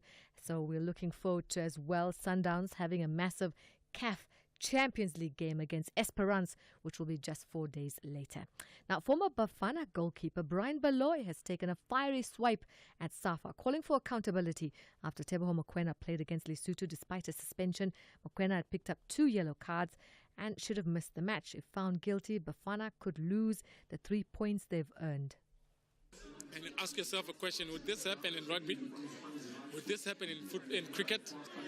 Then us as a general public, we have to answer ourselves, would this really happen? Then we want to be a world-class footballing nation. For that to happen, you have to have world-class administrators. More soccer as preparations for the Africa Cup of Nations Under-20 tournament starts to take shape. Amajita head coach Raymond Mdaka says the process of beginning negotiations with the clubs to release players for the tournament is underway. The tournament will be held in a country yet to be announced from the 26th of April until the 18th of May, and this period coincides with the business end here of the Premier League, and getting some key players could be a challenge, but Mdaka appears optimistic. We have already done engagements with SuperSport, Cape Town City, Stellenbosch. We have done engagement with a lot of teams. We have sat down, we have discussed with them, and they promise, but much as they may be having challenges here and there, but from where we stand, there is still that positive agreement to say we will get the players. And rugby captain Selwyn Davis says the Blitzboks are going to have a real go at winning the Hong Kong Sevens for the first time in 30 events. The Blitzboks are currently 4th in the World Rugby 7 Series, standing with 62 points behind the leaders Argentina, Spain and Fiji. Here's Davids. Yeah, I think we came closer together. We much more consistent than we was the previous years, and I think we're in a great space. We in a great position at the moment, and we're playing for each other at the moment. So I think there's more positives than negatives that came out of the season so far. And that's your morning brief sport wrap. We'll have more sport on SFM around 12:30 with John Hedeka. I'm Zai Khan. The Business Update on SAFM. Let's say good morning once again to Ndauleng Lechela. Ndauleng, in company news, tell me about Med-Air recording disappointing earnings. And you're saying that this is due to downbeat showing from Auto Parts and their Turkish division. And just zooming in on those numbers, Med-Air reporting a 2% decline in revenue from continuing operations to 11.8 billion rand. That filtering through to its bottom line as earnings from continuing operations decreased 9%, and this mainly due to lower profitability in the overall automotive business, as well as losses that were accounted for from that Turkish business that they are trying to sell. Now, the group is positive about its prospects, with the company's CEO, Paul O'Flaherty, saying on an operational basis, things are looking up as its turnaround strategy gains traction. O'Flaherty further said the acquisition of AutoZone is expected to provide a platform for growth in the aftermarket automotive parts and services sector. Now, despite the downbeat showing, Meta's shares ended strongly in the green yesterday. At some point, they were up 15%, and this comes as the company announced that the CEO's tenure had been extended until 2028. This move, of course, aimed at overseeing the company's ongoing turnaround efforts, providing some comfort for investors. And in further company news, Ndauling, tell me about Metrofile's shares. You're saying that they've jumped. This is following what? There's talk of a takeover of some sorts. Mm-hmm. Yeah, that's right, Tulas. That share price hit a 20-year high, surging nearly 30%. And this comes after the company announced that it had received a takeover bid from an undisclosed suitor. Now, this has formed part, or rather the group has formed an independent board to consider the offer, indicating that the bid is somewhat being taken seriously. The company advised shareholders to exercise caution when trading its securities until further updates are provided. Now, Metrofile operates from 70 facilities across South Africa, Kenya, Botswana, Mozambique, and the Middle East, providing records and information management services. Basically, what Metrofile does is store documents, and with the digital migration, it's been struggling. So we have seen that share price really lose some steam. Now, this isn't the first takeover bid Metrofile has received. In 2020, the company was in talks with a US-based company for a potential acquisition, but that deal fell through. The group has been undergoing a strategic reset, aiming to shift its focus towards non-paper-based subscriptions while maintaining its dominant position in the paper-based storage in the country. Finally, Ndauling, give us a sense of what kind of a day we can expect in the markets on this Thursday. So local markets are in for a slower start as traders digest those news around tariffs. Not much company news, but earnings out from Panado maker Ascendus Health and an update from tech firm DataTech. Looking at currency moves, the rand remains stable at 18.21 to the greenback this hour. Over in the US, futures are in the green, suggesting a positive open for markets when they do open around 3 o'clock in the afternoon. This is a sharp contrast from yesterday's session where we saw markets end in the red. Now, investors' attention shifts to that PCE print due tomorrow. Then over in Asia, trade remains choppy as the investors assess Trump's latest announcement. All right, thank you for that. That's Ndauling Lechela there. She's kept you updated on business, economics, and the markets over the last 3 hours here on The Morning Brief. Whether it is a CCMA referral, problems with a mechanic, or unfair blacklisting, Clientele legal plans are affordable, and you receive up to 670,000 rands worth of legal services per year.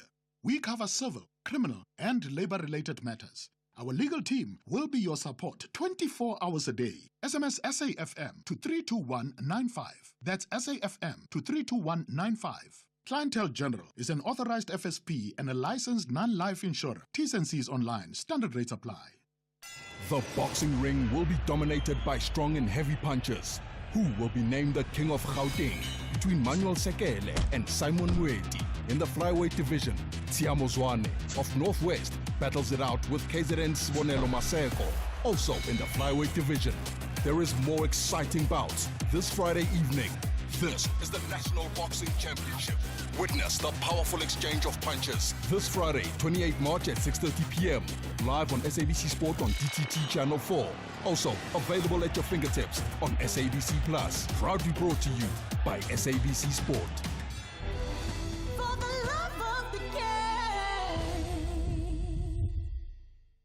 Something big is coming. 6:30 will never be the same. Amalanga Wafani, only on SABC 1.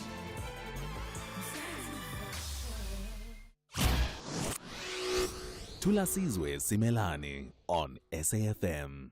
18 minutes to 9. Let's turn our attention to this. And I suspect that I might want you to weigh in on this conversation because it has become quite a phenomenon that is being noted in the country. Rise Mzansi is sounding the alarm over what it says is a gambling crisis in the country, which it says no government department or minister seems to be willing to tackle. The party has issued a stark warning that if ministers and their departments continue to cower and pass the buck in the face of the crisis, the country risks losing an entire generation to abuse and addiction, be it to gambling, drugs, or alcohol. The party has stepped up its campaign on the issue after studying the latest National Gambling Board data, which showed a 694% increase. 694% increase in the number of problem gamblers seeking help from just 375 in 2020 and 2021 to 2,977 in 2023 and 2024. I'm joined now by Makashule Lekana, who is Rise Mzansi, Chief Organizer, as well as a Member of Parliament. Good morning to you and thank you for your time. Why is this an issue that you are championing as Rise Mzansi, and why at this very moment? Good morning to you, Thulasizwe, and good morning to the SFM listeners. So the reason we are championing this issue is that I am seeing and we are seeing as Rise Mzansi an increasing number of people in South Africa, young people that are falling into gambling, addicted to gambling. Even the number of young people that then gets to be admitted for treatment for gambling addiction, it's increasing. I continue to have a conversation with the Responsible Gambling Foundation. The numbers that they are seeing this year, the number of calls that people are making seeking assistance, it's escalating at an alarming rate. And we have also seen that in the last 3-4 years, the gambling and the sports betting industry has increased tremendously. We are seeing an over-proliferation of gambling and betting adverts all over the place, which is not in line with the gambling regulation. Yeah. So the reason we say that the ministers are passing the buck is that when you ask the Minister of Social Development, they don't have a policy to deal with this. You ask Trade and Industry, they actually, the Minister of Trade and Industry, they even had what the Gambling Act has in terms of the policy, the Gambling Policy Council. It has not said since 2018. Sure. So it hasn't said, and that's why you see these betting companies advertising willy-nilly everywhere. Doesn't matter where you go. You are on TV, you're on social media, billboards everywhere. And even others have got the audacity to even brand the school bags that they donate to poor learners with their gambling logos, which means that they are socializing young people to a life of gambling. Makashule, you might face pushback from someone who will be saying, you are seeking to have the state being paternalistic and you are seeking to introduce a nanny state and control what activities people can engage in. Just be specific. Are you talking about control of the ability of people to gamble, or are you talking about addressing ills such as problem gambling? So I'm not stopping people from gambling. People can gamble, but the gambling companies must pay for the damage that they are causing to society. At the moment, they are not paying enough towards rehabilitation, towards counseling. Secondly, this over-advertisement that is happening, the proliferation of gambling advertisement, which even they advertise in times that they should not be advertising. So, for instance, SFM will not accept a liquor company to advertise at 3 o'clock in the morning or at 6 o'clock in the morning, because that is against the regulations. But you have these betting companies that are advertising 24/7. So I want them to pay for that.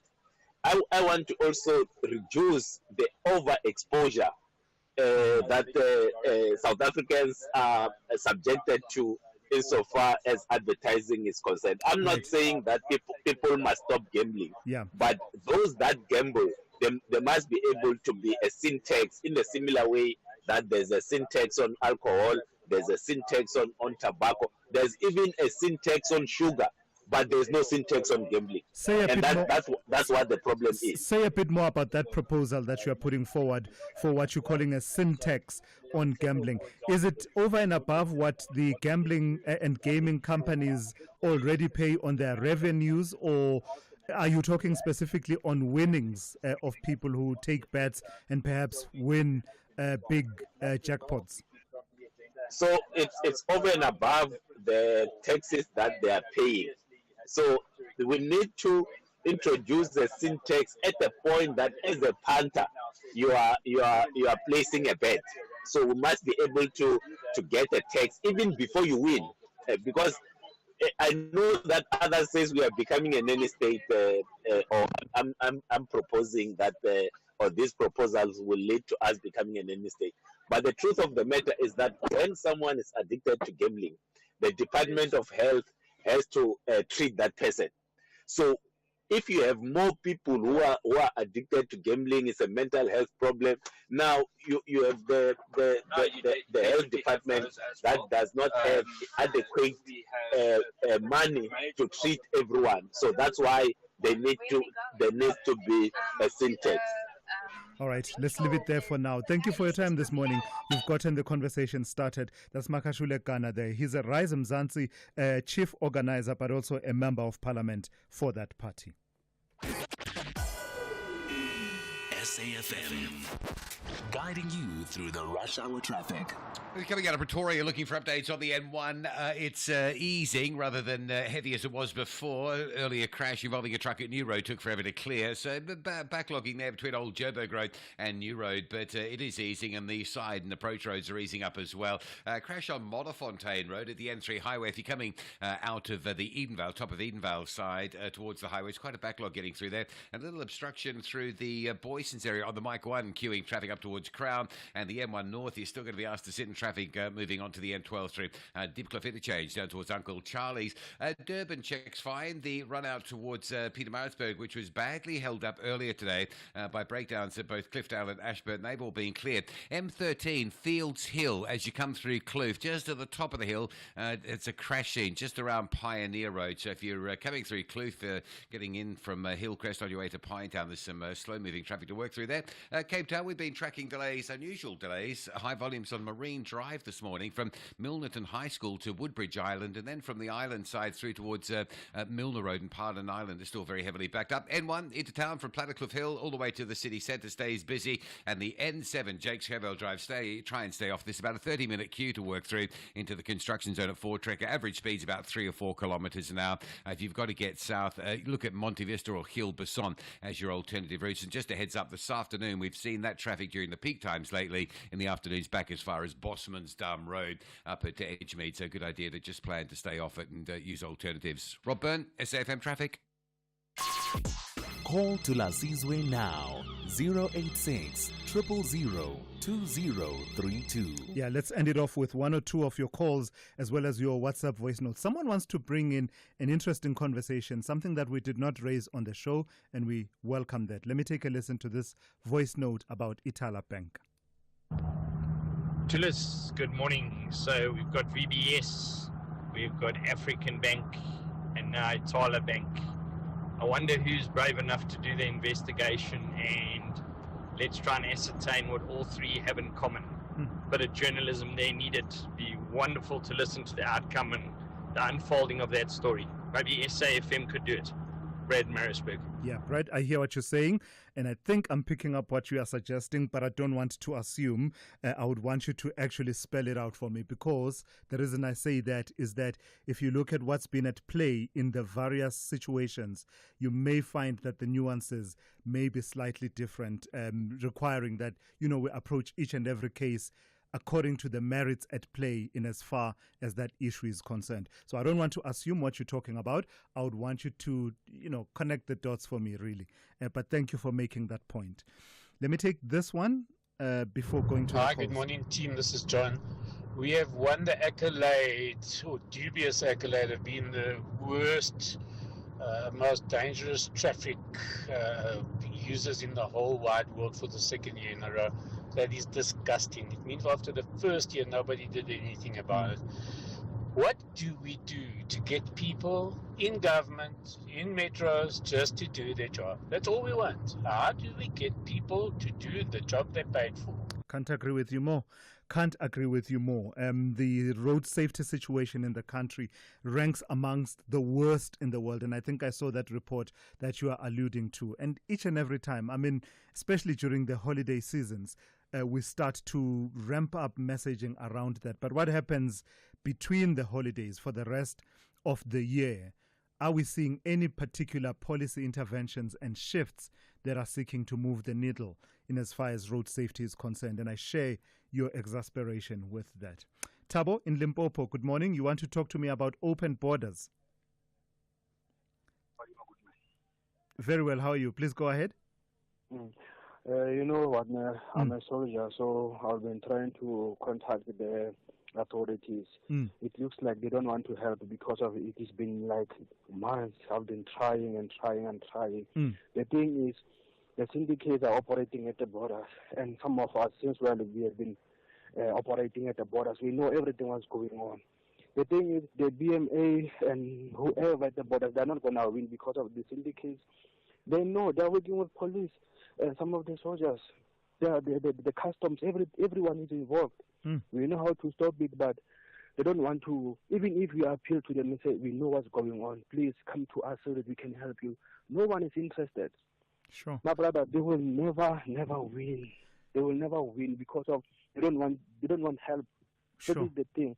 Cars are getting in, weapons are getting in, everything. Human trafficking is everywhere. We are trying to help, but they don't want to reach out to us. Even if we reach them first and we are soldiers, we've been deploying that, we know what's going on.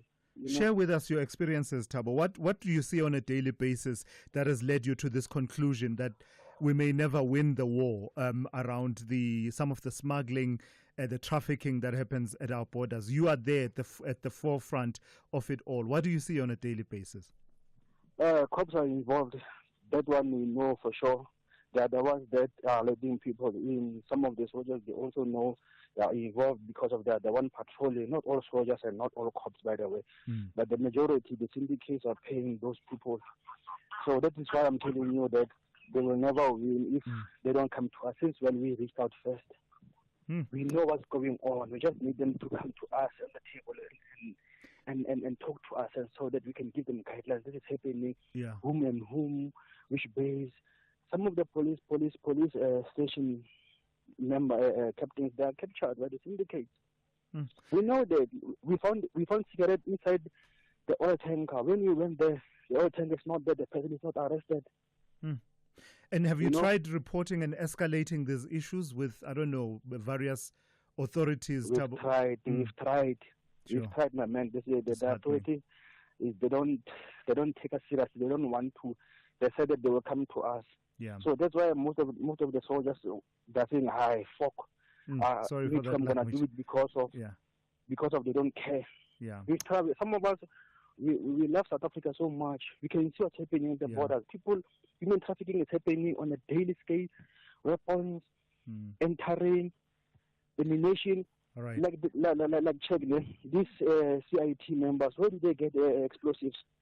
Where do they get weapons? Sure. Wow.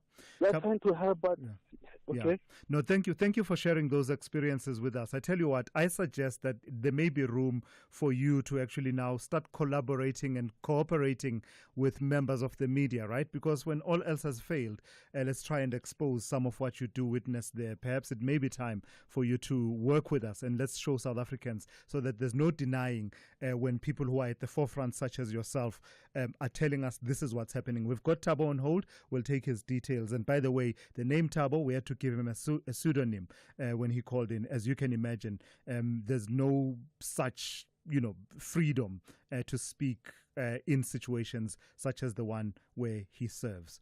All right, Loyiso on the South Coast, good morning. You want to talk to me about Itala Bank? What about it? Yes, I've just been triggered by the previous caller, but one. I just want to put 2 points to just add meat on bones on that one. Firstly, it's just overlooking the first bank. The first bank that went down was the Bank of Transkei. It was absorbed by ABSA. Then we had VBS. We had Afribank, we had Itala, we had now VBS, in whatever order. Those were all state-owned, or at least black-owned, for the case of the African Bank. But the difference here is this. With the African Bank, at a later time, when it had this unholy business transaction with the Ellerins group, the corrupt, let's call it corrupt business that actually almost took it down.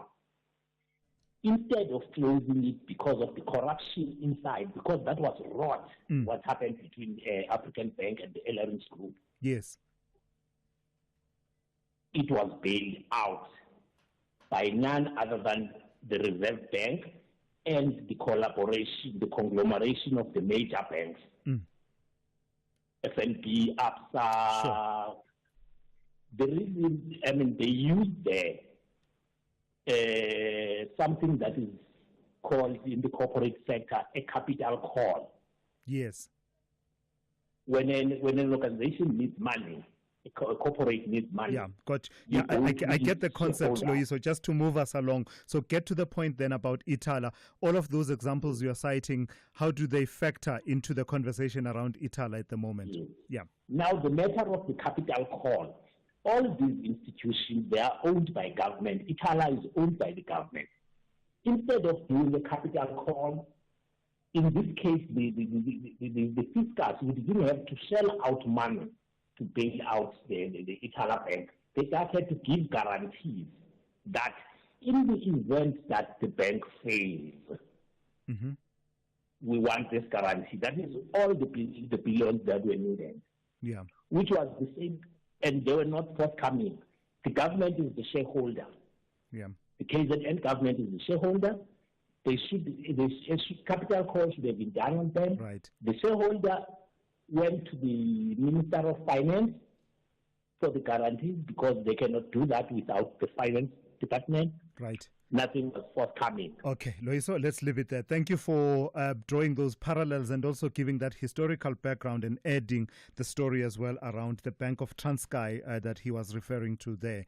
I get the feeling that we may want to revisit this conversation around Itala and place the facts on the table. What are the facts and how do they differ, or how are they comparable to the examples that the caller was alluding to a bit earlier on, VBS Bank as well as African Bank? I think that's a conversation that we must commit to and see if we can bring it back onto the table.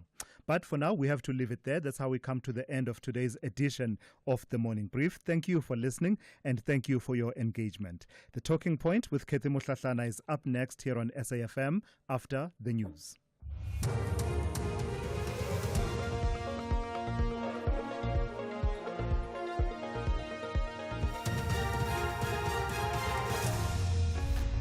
Thanks to Thulasizwe. Top stories: the Sawa water infrastructure damage a concern, and Grobler's Bridge and Stockport ports of entry resume operations. Good morning, I'm Kulufelo Defo. Water and Sanitation Minister Phemi Majodina says the water challenges faced by several municipalities across the country are as a result of infrastructure damages. Majodina was speaking ahead of the two-day National Water Indaba at the Gallagher Convention Centre in Midrand, Gauteng. The Indaba seeks to address the provision of water security in the country. Majodina says her department plans to clamp down on water tankering and extortion mafias. The leaks the illegal connections, the wrong billing. Those are the three major things. The vandalism of the infrastructure, the water tankering through the mafias. If we can attend to those, already we're working with SIU. We have already recouped 459 million that was defrauded out of water, and we are still going to go on in ensuring that all those mafias and those who are collaborating as officials with those mafias are going to be arrested. The MEC for Economic Development, Tourism and Environmental Affairs in KZN, Reverend Musa Zondi, says a regulatory technicality should not stand in the way of saving Ithala from collapse.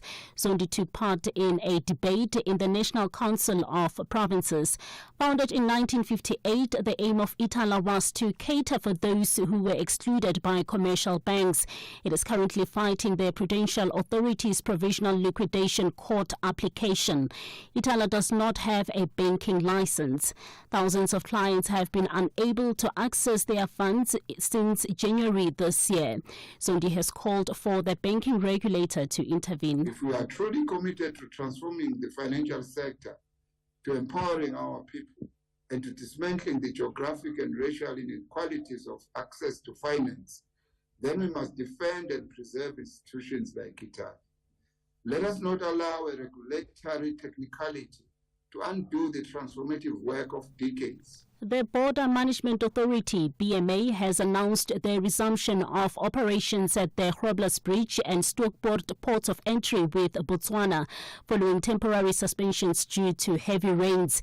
The BMA earlier this month suspended all operations at the two ports due to severe flooding. Operations at the Bray port of entry remains suspended due to persistent rains in the area. However, the Port Management Committee's assessment indicates that operations at Bray port of entry are expected to resume over the weekend, subject to further evaluations. The BMM's Deputy Assistant Commissioner, Meme Mohotsi. At Groblersdal Bridge, water levels have completely subsided and the ground has now dried sufficiently to support the weight of cargo trucks passing through that port of entry. The Port Management Committee has conducted a thorough inspection of key operational areas and is satisfied with the current conditions. As a result, Groblersdal Bridge Port of Entry will officially resume operations by 2 o'clock today. Meanwhile, operations at Stockport Port of Entry have already resumed this week. Various roads in the Johannesburg Central Business District are expected to have traffic disruptions later this morning due to a march by Thulasizwe Simelane. At least 1,000 people are expected to be part of the march, which will be heading to the office of the Johannesburg Mayor. The group is expected to hand over their memorandum of demands later in the day. Johannesburg Metropolitan Police Department spokesperson Xolani Fihla has advised motorists to consider using different routes and to exercise patience. The participants are expected to gather at Mary Fitzgerald Square at 9 in the morning, with the march starting at 11. They are expected to hand over the memorandum at approximately 12 in the afternoon at JD House in Braamfontein. Motorists advise that Lilenengoi, Demi-Biliso and Stemmons Street will be affected by this march, and JMPD officers will be deployed to monitor the march along the affected and surrounding roads to manage traffic flow and ensure the safety of all road users. Further afield, many of the U.S. major trading partners have condemned President Donald Trump's latest imposition of a 25% new tariff on foreign car imports.